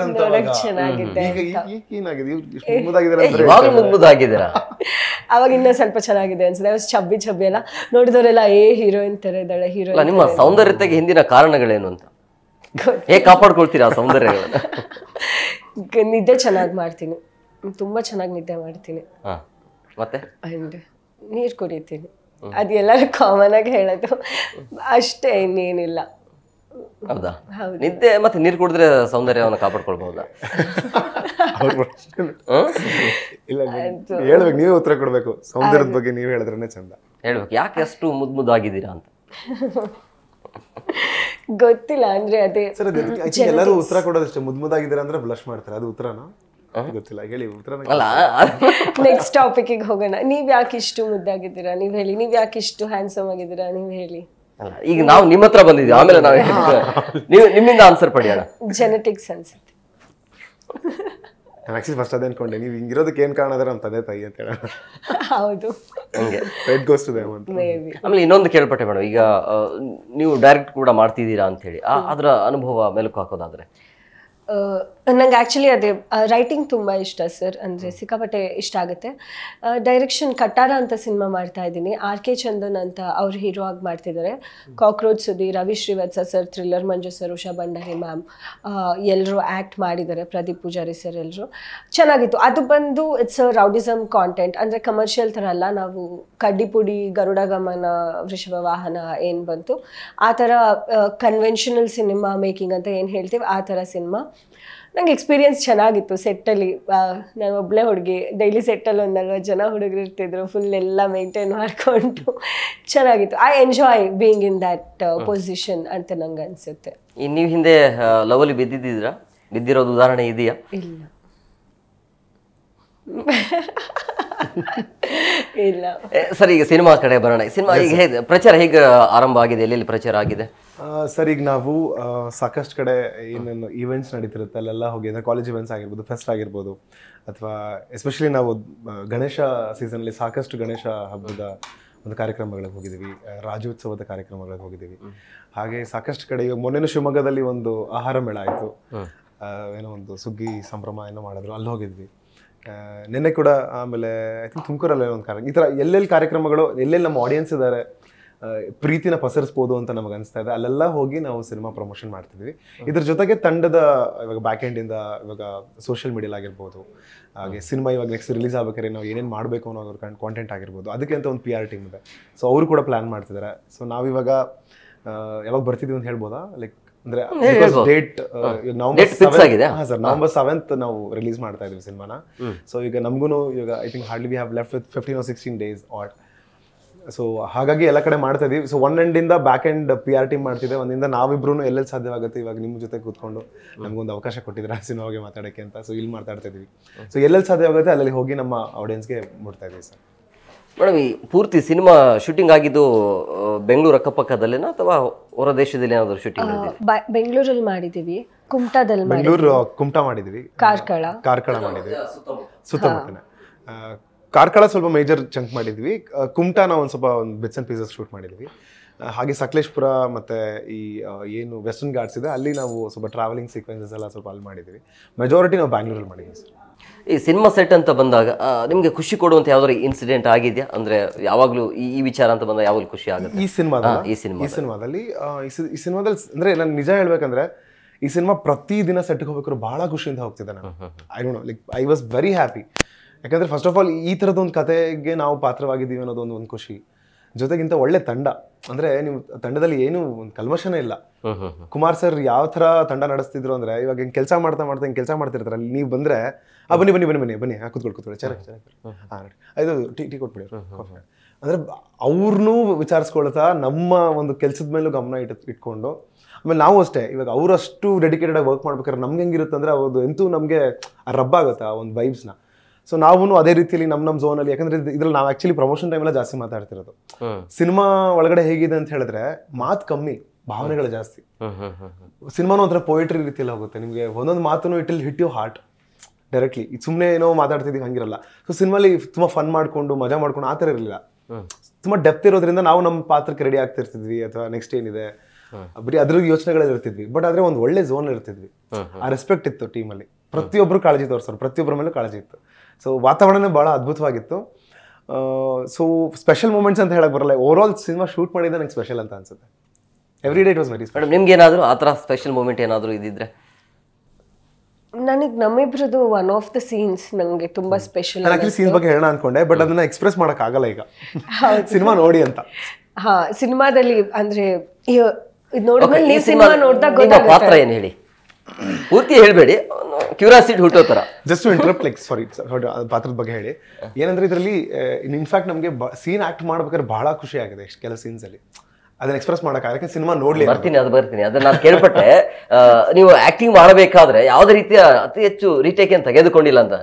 ಹಂಗಾಗಿ ಅಂದ್ರೆ ಅದು ನಿಮ್ಮ ರಿಯಲ್ ಲೈಫ್ ಅಲ್ಲಿ ನಡೆದಿರುವಂತ ಘಟನೆ ಅಂತ ಹೇಳಿ ನೀವು ಟೇಕ್ ಇಲ್ದೆ ಮಾಡ್ತಿದ್ರಾ ಹೇಗೆ ಅಂತ? ಇಲ್ಲ, ಅದೇ ನಾವು ಹೋಗೋ ಮುಂಚೆನೆ ನಮಗೆ ಯಾವ ಸೀನ್ ಮಾಡ್ತಾ ಇದೀವಿ ಅಂತ ಗೊತ್ತಿತ್ತಲ್ಲ, ಸೊ ನಾವು ಅದೇ ಝೋನ್ ಅಲ್ಲಿ ಇರ್ತಿದ್ವಿ, ಕತೆ ಗೊತ್ತಿತ್ತು. ಇವಾಗ ನಾವು ಜಾಗದಲ್ಲಿ ಅಂದ್ರೆ ಹಿಂದೆ ಏನಾಗಿದೆ ಮುಂದೆ ಏನಾಗಿದೆ, ಇವಾಗ ನಾವ್ ಏನಕ್ಕೆ ಈ ರೀತಿಯ ಒಂದು ಡೈಲಾಗ್ ಹೇಳ್ತಾ ಇದೀವಿ ಅನ್ನೋದು ನಮ್ಗೆ ಗೊತ್ತಾಗ್ತಿತ್ತು.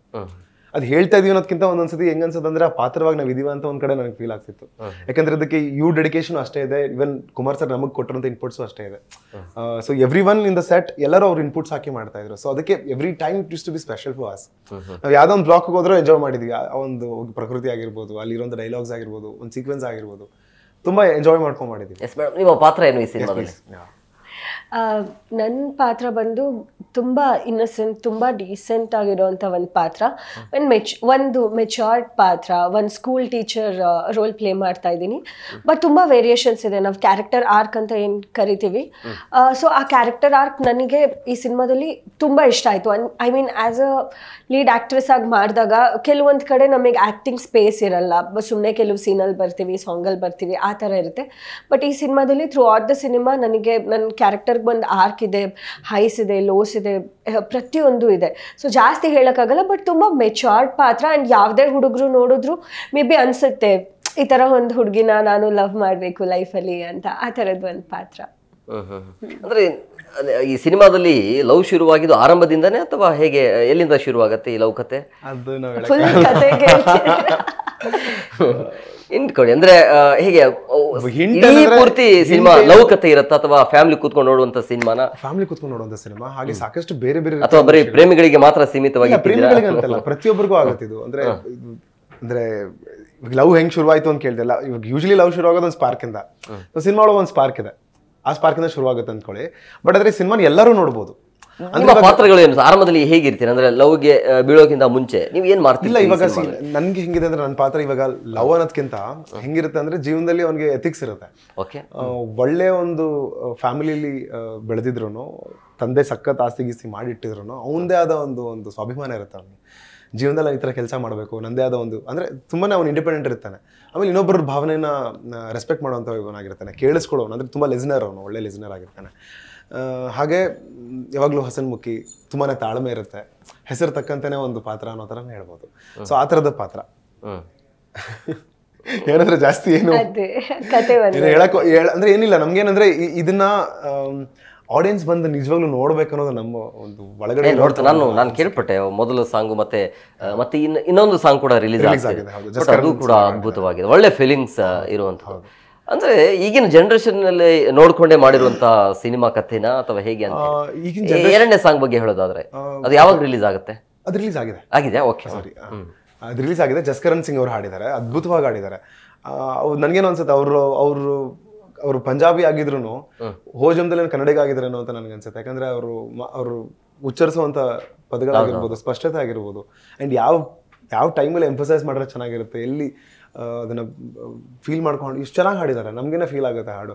ನೀವು ಥಿಯೇಟರ್ ಬಂದಾಗ ನೋಡಿ, ಆ ಸಾಂಗ್ ನಿಮ್ಗೆ ತುಂಬಾನೇ ಒಂಥರ ಹಿಟ್ ಆಗುತ್ತೆ. ನೋಡಿದೆ ಅಂದ್ರೆ ಥಿಯೇಟರ್ ಇನ್ನೊಂಥರ ಬೇರೆ ತರ ಇಂಪ್ಯಾಕ್ಟ್ ಆಗುತ್ತೆ ಆ ಸಾಂಗ್ ನಿಮ್ಗೆ. ಅದಕ್ಕೆ ಆರಂಭದಲ್ಲಿ ಹೇಳಿದೆ ಇವರಿಬ್ಬರ ಪ್ರೇಮ ಕಥೆಯನ್ನ ಚಿತ್ರಮಂದಿರಕ್ಕೆ ಹೋಗಿ ನೋಡಿ ಅಂತ.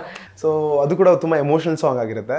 ಅಂಡ್ ಇದು ಯಾಕೆ ನೋಡ್ಬೇಕು ಅಂತ ನನ್ ಕೇಳಿದ್ರೆ, ಇವಾಗ ಈಗಿನ ಕಾಲಕ್ಕೆ ಮಾಡಿದಿರ ಅಂತ ಕೇಳ್ತಾ ಇದ್ರಲ್ವಾ, ಎವ್ರಿ ಟೈಮ್ನಲ್ಲಿ ಏನಾಗುತ್ತೆ ಅಂತ ಹೇಳಿದ್ರೆ ಬೇರೆ ಬೇರೆ ರೀತಿಯ ಒಂದು ಕಾಂಟೆಂಟ್ಸ್ ಬರ್ತಾನೆ ಇರುತ್ತೆ.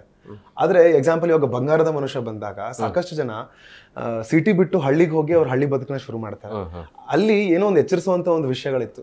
ಅಂದ್ರೆ ಕೆಲಸದ ಏನಾಗುತ್ತೆ ಅಂದ್ರೆ ಮನುಷ್ಯರಿಗೆ ತಾವು ಏನು ಮಾಡ್ತಿದ್ದೀರ ಅನ್ನೋ ಒಂದು ಅರಿವೇ ಇಲ್ಲದೆ ಆ ದಾರಿಯಲ್ಲಿ ಸಾಕ್ತಾ ಇರ್ತಾರೆ. ಅವ್ರದ್ದೇ ಒಂದು ಲೈಫಲ್ಲಿ ದುಡ್ಡಿರುತ್ತೆ, ಒಂದು ಸಿಟಿಯಲ್ಲಿ ಇರ್ತಾರೆ, ಸಂಬಂಧಗಳಿಗೆ ಭಾವನೆ ಒಂದು ಬೆಲೆ ಇರಲ್ಲ, ಅವ್ರದ್ದೇ ಒಂದು ರೀತಿಯಲ್ಲಿ ಹೋಗ್ತಾ ಇರ್ತಾರೆ. ಆಗ ಐ ಥಿಂಕ್ ಒಂದು ಕಲೆ ಅನ್ನೋದು ಬಹಳ ಮುಖ್ಯ ಆಗುತ್ತೆ. ಹಾಡಾಗಿರ್ಬೋದು, ಒಂದು ಸಂಗೀತ ಆಗಿರ್ಬೋದು, ನಟನೆ ಆಗಿರ್ಬೋದು, ಅಥವಾ ಒಂದು ಬರವಣಿಗೆ ಆಗಿರ್ಬೋದು, ಒಂದು ಕಲೆ ಚಿತ್ರ ಆಗಿರ್ಬೋದು, ಒಂದು ಪುಸ್ತಕ ಆಗಿರ್ಬೋದು. ಯಾಕಂದ್ರೆ ಇದ್ರ ಓದೋದ್ರಿಂದ ನಮಗಾಗುವಂಥ ಒಂದು ಬದಲಾವಣೆಗಳಿರುತ್ತಲ್ಲ. ಇವಾಗ ನಾನೇ ಒಂದು ಕೆಲಸದ ಒಂದು ಪುಸ್ತಕ ಓದಾಗ ನನ್ನಲ್ಲೇ ಒಂಥರ ಬದಲಾವಣೆಗಳಾಗಿದೆ. ನಾನು ಒಂದೊಂದು ವಸ್ತುನ ಅಥವಾ ಒಂದು ಕ್ರೀಚರ್ನ ನೋಡ್ಬೇಕಾದ್ರೆ ನನ್ನ ಯೋಚನೆ ಮಾಡುವಂಥ ಶಕ್ತಿನೇ ಬೇರೆ ಥರ ಇರುತ್ತೆ. ಸೊ ಐ ಥಿಂಕ್ ಈ ಥರ ಸಿನಿಮಾಗಳು ಬಂದಾಗ ಕೆಲವು ಜನ ಏನು ದಾರಿ ತಪ್ತಿರ್ತಾರೆ. ಇಲ್ಲ ಗುರು, ದಿಸ್ ಇಸ್ ಅವರ್ ರೂಟ್ಸ್, ನಾವು ಇಲ್ಲಿದ್ದೀವಿ, ನಾವು ಇದನ್ನ ನಡ್ಸ್ಕೊಂಡು ಹೋಗ್ಬೇಕು ಅನ್ನೋದು ಒಂದು ಎಚ್ಚರಿಸುತ್ತೆ. ಹಾಗೆ ಅದು ಒಂದು ಮನವರಿಕೆ ಆಗುತ್ತೆ ಅವ್ರಿಗೆ. ಸೊ ಹಾಗಾಗಿ ನಮ್ಮ ಚಿತ್ರ ನೋಡ್ಲೇಬೇಕು ಅನ್ನೋದು ನಮ್ಮ ಒಂದು. ಸಿದ್ದು ಅವ್ರಿಗೆ ಶೂಟಿಂಗ್ ಸೆಟ್ ಅಲ್ಲಿ ಏನಾದ್ರು ಲವ್ ಆಗಿತ್ತಾ ಹೇಗೆ ಈ ಸಿನಿಮಾ ಕಥೆ ನೋಡಾದ್ಮೇಲೆ ಆಕ್ಟಿಂಗ್ ಮಾಡ್ತಾ ಇಲ್ಲ ಲವ್ ಅನ್ನೋದು I think it happens once in life time. ಒಬ್ಬರನ್ನ ತುಂಬಾ ನೀವು ಅತಿಯಾದ ಅದೇನಕ್ಕೆ ಅಂತ ಗೊತ್ತಿರಲ್ಲ ನನಗೆ. ಈ ಸಿನಿಮಾ ನಾವೇನು ಹೇಳಕೊಟ್ಟಿದೀವಿ ಅದೇ ರೀತಿಯಲ್ಲಿ ನನ್ನ ಜೀವನದಲ್ಲೂ ಒಂದು ಲವ್ ಆಗಿದೆ. ನನ್ನ ವೈಫ್ ಪ್ರಿಯಾ, ಅವಳ ಮೇಲೆ ಏನೋ ಒಂದು ಅತಿಯಾದ ಪ್ರೀತಿ ನನಗೆ. ಅದ್ ಏನಂತ ನಾನು ಎಕ್ಸ್ಪ್ಲೇನ್ ಮಾಡಕ್ ಹೋದ್ರೆ ಏನೇನೋ ಹೇಳ್ತಾ ಹೋಗ್ಬಿಡ್ತೀನಿ. ಸೊ ಐ ಥಿಂಕ್ ಲವ್ ಅನ್ನೋದು definitely happens once in a lifetime. But ಮನುಷ್ಯರಾಗಿ ನಮಗೆ ಇವಾಗ ಅಟ್ರಾಕ್ಷನ್ ಅನ್ನೋದು ಸಹಜ. ಇವಾಗ ಚೆನ್ನಾಗಿರುವಂಥ ವಿಷಯಗಳು ನೋಡಿದಾಗ ಚೆನ್ನಾಗಿದೆ ಅಂತ ಹೇಳೋದು, ಎಥಿಕ್ಸ್ ಇಟ್ಕೊಂಡು ಒಂದಿಷ್ಟು ವಿಷಯಗಳು ನಿಮಗೂ ಒಂದು ಫೀಲ್ ಆಗುತ್ತೆ. ಸೊ ಆ ಥರದ್ದು ಎಲ್ಲರಿಗೂ ಅನ್ಸುತ್ತೆ. ಬಟ್ ಆದ್ರೆ ಲವ್ ಅಂತ ಮತ್ತೆ ಆಗೋದು I don't think so. Love ಹುಟ್ಟೋದು ಒಂದೇ ಸರಿ ಅಂತ ಹೇಳ್ತಾರೆ. ಬಟ್ ಅದೇ ಇವಾಗ ಒಂದು ನಟನಾಗಿ ಕಥೆಯ ಪಾತ್ರ ಏನಿದೆ ಅಂತ ತಿಳ್ಕೊಂಡು, ಆಳ ಅಂತರ ತಿಳ್ಕೊಂಡು ನಾವು ಕೆಲಸ ಮಾಡೋದಂತೂ ಅದು ಖಂಡಿತವಾಗಿ ನಿರಂತರವಾಗಿರುತ್ತೆ. ಮೇಡಮ್ ಅವರೇ, ಸಿದ್ದು ಬಗ್ಗೆ ನಿಮ್ಗೆ ಏನು ಅನ್ಸುತ್ತೆ? ಯಾಕಂದ್ರೆ ಭಾಳ ಹತ್ತಿರದಿಂದ ನೋಡಿದಿರಿ. ಸಿದ್ದು ಆಕ್ಚುಲಿ ತುಂಬಾ ಹೈಪರ್ ಆಕ್ಟಿವ್ ಪರ್ಸನ್ ಅವರು. ಕೂತಿರೋದು ಅವ್ರಿಗೆ ಶಾಕ್ ಆಗ್ತಿದೆ. ಹೌದು, ಹಿಂಗಿರೋದೇ ಇಲ್ಲ. ಅವರು ಸುಮ್ಮನೆ ಕೂರಲ್ಲ, ಸುಮ್ಮನೆ ಇರಲ್ಲ. ಎನಿ ಟೈಮ್ ಅವ್ರ ಸುತ್ತಮುತ್ತ ಇರೋರ್ನ ಅಂಡ್ ಅವರು ಅಷ್ಟೇ ಖುಷಿಯಾಗಿರ್ತಾರೆ, ಮಾತಾಡ್ತಾ ಇರ್ತಾರೆ. ಅವ್ರ ಜೊತೆ ಇರೋರು ಅಷ್ಟೇ, ಯಾರು ಆಗಿರ್ಬೋದು. ಇವಾಗ ಅವ್ರ ಜೊತೆ ಅವ್ರ ಸಪೋರ್ಟಿಗೆ ಅಥವಾ ಯಾರಾದರೂ ಬಂದಿದ್ರೆ ಅಥವಾ ಅಲ್ಲಿ ಸೆಟ್ಟಲ್ಲಿರೋರು ಫಸ್ಟ್ ಸೆಟ್ಟಿಗೆ ಬಂದ ತಕ್ಷಣ ಒಂದು ರೌಂಡ್ ಎಲ್ಲರೂ, ಕ್ಯಾಮ್ರಾಮ್ಯಾನ್, ಕ್ಯಾಮ್ರಾ ಅಸಿಸ್ಟೆಂಟ್ಸ್, ಲೈಟ್ ಅವರು, ಅಡುಗೆ ಮಾಡ್ತಿರೋರು, ಅಲ್ಲಿ ಪ್ರೊಡಕ್ಷನ್ ಬಾಯ್ಸು, ಆರ್ಟಿಸ್ಟು, ಯಾರ್ಯಾರಿದ್ದಾರೆ ಎಲ್ಲರನ್ನೂ ಒಂದು round hi hi hi full excite ಮಾತಾಡ್ಸ್ಕೊಂಡ್ಬಂದು ಕುತ್ಕೊಳ್ಳೋದು. ಫಸ್ಟ್ ಹೋಗಿ ಎಲ್ಲರನ್ನೂ ಹಾಯ್ ಮಾಡಿ ಎಲ್ಲರಿಗೂ ಮಾತಾಡ್ಸ್ಕೊಂಡ್ಬರೋದು. ಸೊ ತುಂಬ ಜೆನ್ಯೂನ್ ಪರ್ಸನ್ ಅನ್ಸುತ್ತೆ ನನಗೆ. ಆ್ಯಂಡ್ ತುಂಬಾ ಜೆನ್ಯೂನ್ ಪರ್ಸನ್ ಅನ್ಸುತ್ತೆ ನನಗೆ. ಸರ್ ನಿಮ್ಗೆ ಏನ್ ಅನ್ಸುತ್ತೆ ರೇಷ್ಮಾ ಅವ್ರ ಬಗ್ಗೆ? ಏನೋ ಒಳ್ಳೇದು ಹೇಳಿದ್ದೀನಿ. ಸಖತ್ ಫೋಕಸ್ ಇದ್ದಾರೆ. ಅವ್ರ ಕಾಲು ಹೇಳೋದು ಗೊತ್ತೇ ಆಗಲ್ಲ. ಹೌದಾ? Very focus. ನಾನು ಸೋ ಹ್ಯಾಪಿ ದಟ್ ಅಂದ್ರೆ ಇವ್ರ ಮೊದಲನೇ ಸಿನಿಮಾದಲ್ಲಿ ಇವ್ರಿಗೊಂದು ಈ ಮೆಚುರಿಟಿ ಇದೆ ಅಂತ, ಅಂದ್ರೆ ಕ್ಲಾರಿಟಿ ಇದೆ ಅವ್ರು ಏನ್ ಮಾಡ್ತಿದಾರೆ ಅಂತ. ಆಮೇಲೆ ಅದ್ರ ಬಗ್ಗೆ ತುಂಬಾ ಯೋಚನೆ ಮಾಡ್ತಾರೆ. ಸುಮ್ಮನೆ ಸೆಟ್ಟಿಗೆ ಬರಲ್ಲ, ಅದ್ರ ಬಗ್ಗೆ ತಿಳ್ಕೊಂಡ್ ಬರ್ತಾರೆ. ಅವ್ರದ್ದು ಏನ್ ಸೀನ್ ಮಾಡ್ತಿದಾರೆ ಅಂತ ಅರ್ಥ ಮಾಡ್ಕೊಂತಾರೆ. ಸಿನಿಮಾ ಓಕೆ, ಇದೇನ್ ಸಿನಿಮಾ ಮಾಡ್ತಾರೆ, ಇದು ಅವ್ರ ಮೊದಲನೇ ಸಿನಿಮಾ ಅಂತ ಏನ್ ಫೀಲ್ ಇದೆ. ಐ ಥಿಂಕ್ ಇವ್ರು ಮುಂದೆ ಒಂದು 10 ಸಿನಿಮಾ ಮಾಡೋದ್ಮೇಲೂ ಅದೇ ಡೆಡಿಕೇಶನ್, ಅದೇ ಫೀಲ್ ಇರುತ್ತೆ ಇವರಲ್ಲಿ. ಯಾಕಂದ್ರೆ ಇವರಲ್ಲಿ ಐ ಥಿಂಕ್ ಆ ಶ್ರದ್ಧೆ ಇದೆ. ಯೂಶಲಿ ಏನಾಗುತ್ತೆ, ಒಂದೆಲ್ಲ ಬರ್ತಾರೆ, ಕೆಲಸ ಮಾಡ್ತಾರೆ, ಅವ್ರು ಬರೀ ಲುಕ್ಸ್ ಮೇಲೆ ಗಮನ ಇರುತ್ತೆ, ಅಥವಾ ಅವ್ರ ಹಾಸ್ಪಿಟಾಲಿಟಿ ಬಗ್ಗೆ ಯೋಚನೆ ಮಾಡ್ತಿರ್ತಾರೆ. ಚೇರ್ ಹಾಕಿದ್ರ, ಬಿಟ್ಟಿದ್ರ, ಕಾಫಿ ಕೊಟ್ರ, ಟೀ ಕೊಟ್ರ, ಊಟ ಕೊಟ್ರ ಅಂತ. ಸೊ ಇವ್ರಿಗೆ ಆ ಥರ ಏನೂ ಇಲ್ಲ. ಹೋಟೆಲ್ ಏನೋ ತಿನ್ನಕ್ಕೆ ಕೊಟ್ರೆ ಸಾಕು ಅವ್ರಿಗೆ, ತಿನ್ಕೊಂಡು ಆರಾಮಾಗಿ ಸೆಟ್ಟಲ್ಲಿ ಇರ್ತಾರೆ. ತುಂಬ ಡೆಡಿಕೇಟೆಡ್ ಆಗಿದ್ದಾರೆ. ಇವಾಗ ಐ ಥಿಂಕ್ ನಾನು ತುಂಬ ತಲೆ ತಿಂತೀನಿ ಡೈರೆಕ್ಟರ್ಸ್. ಇವಾಗ ಹೆಂಗಂದ್ರೆ, ಸರ್ ಹಂಗೆ ಮಾಡ್ಬೋದಲ್ಲ ಸರ್, ಹಿಂಗೆ ಮಾಡೋಣ ಸರ್, ಇದಾದರೆ ಇದಂಗೆ ಸರ್, ಅದಂಗೆ ಅಂತ. ಐ ಥಿಂಕ್ ನನಗಿಂತ ಒಂದು ಲೆವೆಲ್ ಜಾಸ್ತಿ ಇವರು ನಮ್ಮ ಕುಮಾರ್ ಸರ್ ತಲೆ ತಿಂದಿದ್ದಾರೆ in terms of movie making. Siddu ಅವರು ಹಬ್ಬ ಹರಿದಿನಗಳಲ್ಲಿ ಊರ್ ಕಡೆ ಹೋಗ್ತಾರಾ ಅಥವಾ ಹೇಗೆ? ಖಂಡಿತ ಹೋಗ್ತೀನಿ. ಆದರೆ ಹೆಂಗಾಗುತ್ತೆ ಅಂದರೆ ಕೆಲಸನ ಮುಖ್ಯ. ಇವಾಗ ಫಸ್ಟ್ ಪ್ರಿಯಾರಿಟಿ ಕೆಲ್ಸಕ್ಕೆ ಕೊಟ್ಟಿದ್ದೀವಿ. ಸೊ ಹಾಗಾಗಿ ಏನು ಮಾಡ್ತೀವಿ ನಾವು, ಫಸ್ಟ್ ಕೆಲಸದೊಳಗಡೆ ಹಬ್ಬ ಇರುತ್ತೆ ನಮಗೆ. ಇವಾಗ ಎಕ್ಸಾಂಪಲ್, ನಾನು ಒಂದು ಧಾರಾವಾಹಿ ಮಾಡ್ತಿದ್ದೆ. ಧಾರಾವಾಹಿ ಮಾಡ್ಬೇಕಾದ್ರೆ ಅಷ್ಟೇ, ನಾವು ಕೆಲಸದ ಮನೇಲಿ ನಾನು ಆಚರಣೆ ಮಾಡ್ತಿರಲಿಲ್ಲ. ಅಲ್ಲಿ ದೀಪಾವಳಿ ಆದ್ರೆ ಅಲ್ಲೇ ದೀಪಾವಳಿ, ಅಲ್ಲಿ ಯುಗಾದಿ ಅಲ್ಲೇ ಯುಗಾದಿ, ಅಲ್ಲಿ ಗಣೇಶ ಅಂದ್ರೆ ಅಲ್ಲೇ ಗಣೇಶ. ಆದ್ರೆ ಮನೇಲಿ ಏನಾದ್ರೂ ಸಮಯ ಸಿಕ್ಕರೆ ಮನೇಲಿ ಮಾಡ್ತೀನಿ. ಹಾಗೆ ನಮ್ಮೂರ್ ಕಡೆ ಪಂಚಮಿ ತುಂಬಾನೇ ಜೋರು ಮಾಡ್ತಾರೆ ಹಬ್ಬ. ಗಣೇಶ ಹಬ್ಬ ಬಹಳ ಜೋರು ಇರುತ್ತೆ. ದೀಪಾವಳಿ ಚೆನ್ನಾಗಿರುತ್ತೆ, ಹೋಲಿ ಚೆನ್ನಾಗಿರುತ್ತೆ. ಸೊ ಯಾವಾಗ ಸಮಯ ಸಿಕ್ಕಾಗ ನಾನು ಹೋಗಿರ್ತೀನಿ. ಮೇಡಮ್ ಅವರೇ, ದೀಪಾವಳಿನ ಹೇಗೆ ಆಚರಣೆ ಮಾಡ್ತೀರಿ ನೀವು? ಕುತೂಹಲ ಇರುತ್ತೆ, ಎಲ್ಲರೂ ಹೆಂಗ್ ಮಾಡ್ತೀವಿ ಅಂತ ಹೇಳಕ್ ಹೋಗ್ಬೇಡಿ ಸರ್. ಅವ್ರು ತಿಂತಾರೆ. ನಮ್ಮ ಮನೇಲಿ ಅಡ್ಗೆ ತುಂಬಾ ಚೆನ್ನಾಗಿ ಮಾಡಿರ್ತಾರೆ, ಸಕ್ಕತ್ತಾಗಿ ತಿಂತೀನಿ. ನಮ್ಮೂರು ಹಾಸನ್, ನಾನು ಹಾಸನವಳು. ಸೊ ಕೆಲಸ ಜೊತೆ ನಾನು ಯಾವುದೇ ಹಬ್ಬ ಆದ್ರೂ ಹಾಸನಿಗೆ ಹೋಗೋದು ಮಿಸ್ ಮಾಡಲ್ಲ. ಅಟ್ಲೀಸ್ಟ್ ಹೋಗಿ 1-2-3 hours ಇದ್ದು ಬರೋದಾಗ್ಲಿ ಹೋಗಿ ಚೆನ್ನಾಗಿ ಹಬ್ಬ ಅಂದರೆ ನೆನಪಾಗದೆ ನನಗೆ ಅಡುಗೆ ಮಾಡಿರ್ತಾರೆ. ಆ್ಯಂಡ್ ಫ್ಯಾಮಿಲಿ ಎಲ್ಲ ಬಂದಿರ್ತಾರೆ. ಸೊ ಎಲ್ಲರೂ ಮಜಾ ಮಾಡಿಕೊಂಡು ಮಾತಾಡಿಕೊಂಡು ಜಾಲಿ. ಬಟ್ ಇನ್ನೊಂದು ಸರಿ, ಈ ಸಿನಿಮಾವನ್ನ ಪ್ರೇಕ್ಷಕರು ಯಾಕೆ ನೋಡಬೇಕು? That's what. ಅದನ್ನೇ ಅಂದರೆ ಮತ್ತೆ ಅದನ್ನೇ ಹೇಳ್ತಾ ಇದೀವಿ ಅಂತ ಅನ್ಸುತ್ತೆ. ಬಟ್ ಆದರೆ ನೀವು ಸಿನಿಮಾ ಒಳಗಡೆ ಬಂದಮೇಲೆ ಒಂದು ಖಂಡಿತವಾಗ್ಲೂ ಒಂದು ಟ್ರಾವೆಲ್ ಇರುತ್ತೆ ನಮ್ಮ ಪಾತ್ರ ಜೊತೆಗೆ. ಪಾತ್ರ ಜೊತೆ ಟ್ರಾವೆಲ್ ಆಗಿ ನಮ್ಮ ಉಸಿರಾಟ ನಿಮ್ಮ ಉಸಿರಾಟ ಆಗಿರುತ್ತೆ, ನಮ್ಮ ನೋವು ನಿಮ್ಮ ನೋವಾಗಿರುತ್ತೆ, ನಮ್ಮ ಪ್ರೀತಿ ನಿಮ್ಮ ಪ್ರೀತಿ ಆಗಿರುತ್ತೆ. ಈ ಥರದ ಒಂದು ಭಾವನೆ ಕೊಡುವಂಥ ಒಂದು ಸಿನಿಮಾ ಇದು. ಅಂದರೆ ಪ್ರತಿಯೊಬ್ಬರಿಗೂ ಒಂದು ಅನ್ಸುತ್ತೆ, ಗುರು ನಾನು ಲವ್ ಮಾಡಿದ್ರೆ ಹಿಂಗೆ ಮಾಡ್ಬೇಕಪ್ಪ, ಹ್ಮ್ ಪ್ರೀತಿ ನಂಗೆ ಉಳಿಸ್ಕೋಬೇಕು, ಪ್ರೀತಿನ ಯಾವತ್ತೂ ಬಿಟ್ಕೊಡ್ಬಾರ್ದು, ಪ್ರೀತಿ ಅಂದ್ರೆ ಇದ ಅಂತ ಒಂದಿಷ್ಟು ವಿಷಯಗಳು ನಿಮಗೆ ಮನವರಿಕೆ ಆಗುತ್ತೆ. ಸೊ ಆ ರೀಸನ್ಗಾದ್ರೂ ಪ್ಲೀಸ್ ಪ್ಲೀಸ್ ಪ್ಲೀಸ್ ಈ ಸಿನಿಮಾ ನೋಡಲೇಬೇಕು. ನೀವೇನು ಹೇಳ್ತೀರಿ ಅಭಿಮಾನಿಗಳಿಗೆ, ಯಾಕೆ ನೋಡಬೇಕು ನಿಮ್ಮ ಪ್ರಕಾರ? ಅದೇ ಅಂದರೆ ಇವತ್ತಿನ ಜನ್ರೇಷನಲ್ಲಿ ಅಥವಾ ಅಂದರೆ ನಾವು ಇವತ್ತಿನ ಜನ್ರೇಷನ್ ಅವರೇ ಓವರಾಲ್ ಹೇಳ್ತಿಲ್ಲ, ಕೆಲವರಿಗೆ ಅಥವಾ ಪ್ರೀತಿ ಉಳಿಸ್ಕೊಳ್ಳೋದು ತುಂಬ ಕಷ್ಟ ಆಗಿದೆ ಅಥವಾ ಏನೋ ಅದೊಂದು ಕಷ್ಟ ಅನ್ನೋ ಥರ ಫೀಲ್ ಆಗಿಬಿಡುತ್ತೆ. ಸೊ ನನಗನ್ಸುತ್ತೆ ಅದು ತುಂಬ ಬೇಸಿಕ್. ಅದು ನಾವು ಒಬ್ರನ್ನ ಇಷ್ಟಪಟ್ಟರೆ ಅಥವಾ ಪ್ರೀತಿಸ್ತಾ ಇದ್ರೆ ಅವ್ರ ಜೊತೆನೇ ಇರಬೇಕು ಅಥವಾ ಅವ್ರನ್ನ ಮದುವೆ ಆಗಬೇಕು, ಮದುವೆ ಆದಮೇಲೂ ಏನಾದರೂ ಜೊತೆ ಇರಬೇಕು ಅಂದರೆ up to one point of time ನಾನು ಹೇಳ್ತಾ ಇರೋದು. ಆದಷ್ಟು ಅಂದರೆ ಬಿಟ್ಟು ಹೋಗೋಕೆ 1000 ಕಾರಣ ಇದ್ರೂ ಜೊತೆ ಇರೋಕೆ ಒಂದು ಕಾರಣ ಆದರೂ ಇದ್ದೇ ಇರುತ್ತೆ, ಅದನ್ನು ಹುಡುಕಿ ಜೊತೆಲಿ ಇರಬೇಕು ಅನ್ನೋ ಥರ. ಸೊ ಇದು ನಮ್ಮದು ಟ್ರೂ ಲವ್ ಬಗ್ಗೆ ಇರೋ ಸಿನಿಮಾ. ಸೊ ನೋಡಿದ್ರೆ ಎಲ್ಲರಿಗೂ ಅದೊಂದು ಫೀಲ್ ಆಗುತ್ತೆ, ನನ್ನ ಲೈಫಲ್ಲಿ ಈ ಥರದ್ದು ಒಂದು ಲವ್ ಬೇಕು ಅನ್ನೋ ಥರ ಅನಿಸುತ್ತೆ. ಸೊ ನೋಡಿ, ಈ ಸಿನಿಮಾ ನವೆಂಬರ್ಗೆ ಬರ್ತಾ ಇರುವಂಥ ಹಿನ್ನೆಲೆಯಲ್ಲಿ ಏನಾದರೂ ರೀಸನ್ ಇದೆಯಾ ಪರ್ಟಿಕ್ಯುಲರ್ ಅದೇ ಡೇಟಿಗೆ ಫಿಕ್ಸ್ ಮಾಡಿರೋದಕ್ಕೆ ಏನಾದರೂ? ರೀಸನ್ ಅಂತ ಏನಿಲ್ಲ. ಐ ಥಿಂಕ್ ಡೇಟ್ ಚೆನ್ನಾಗಿತ್ತು ಪ್ರೊಡ್ಯೂಸರ್ ಸರ್ಗೆ, ಆ್ಯಂಡ್ ಟೈಮ್ ಲೈನ್ ಕೂಡ ಚೆನ್ನಾಗಿದೆ ಅನ್ಸುತ್ತೆ. ಈಗ ಕನ್ನಡ ಸಿನಿಮಾದತ್ತ ಎಲ್ಲರೂ ಮುಖ ಮಾಡಿದ್ದಾರೆ, ಎಲ್ಲ ಸಿನಿಮಾ ನೋಡೋಕ್ಕೆ ಥಿಯೇಟರ್ಸ್ ಬರ್ತಾ ಇದ್ದಾರೆ. ಆ ನಿಟ್ಟಿನಲ್ಲಿ ಒಂದು ಏನಾಗುತ್ತೆ ಅಂದರೆ, ಇವಾಗ ಒಳ್ಳೆ ಸಿನಿಮಾಗಳು ಬಂದರೆ ಖಂಡಿತ ಜನ ಬಿಡಲ್ಲ ಅಂತ ಗೊತ್ತು. ಭಾಷೆ ಅದಾಗಿರ್ಬೋದು, ಭಾವನೆ ಬಹಳ ಮುಖ್ಯ ಆಗುತ್ತೆ. ಸೊ ಇದರಲ್ಲಿರುವಂಥ ಭಾವನೆ ತುಂಬಾ ಸ್ಟ್ರಾಂಗ್ ಆಗಿದೆ. ಆಮೇಲೆ ಇನ್ನೊಂದು ಕೇಳ್ಪಟ್ಟೆ ನಾನು, ಈ ಬಾರಿ ಸಿದ್ದು ಅವರು ಬಿಗ್ ಬಾಸ್ಗೆ ಹೋಗ್ತಾರೆ, ಅವ್ರಿಗೆ ಆಫರ್ ಇದೆ ಅಂತ ಹೇಳಿ.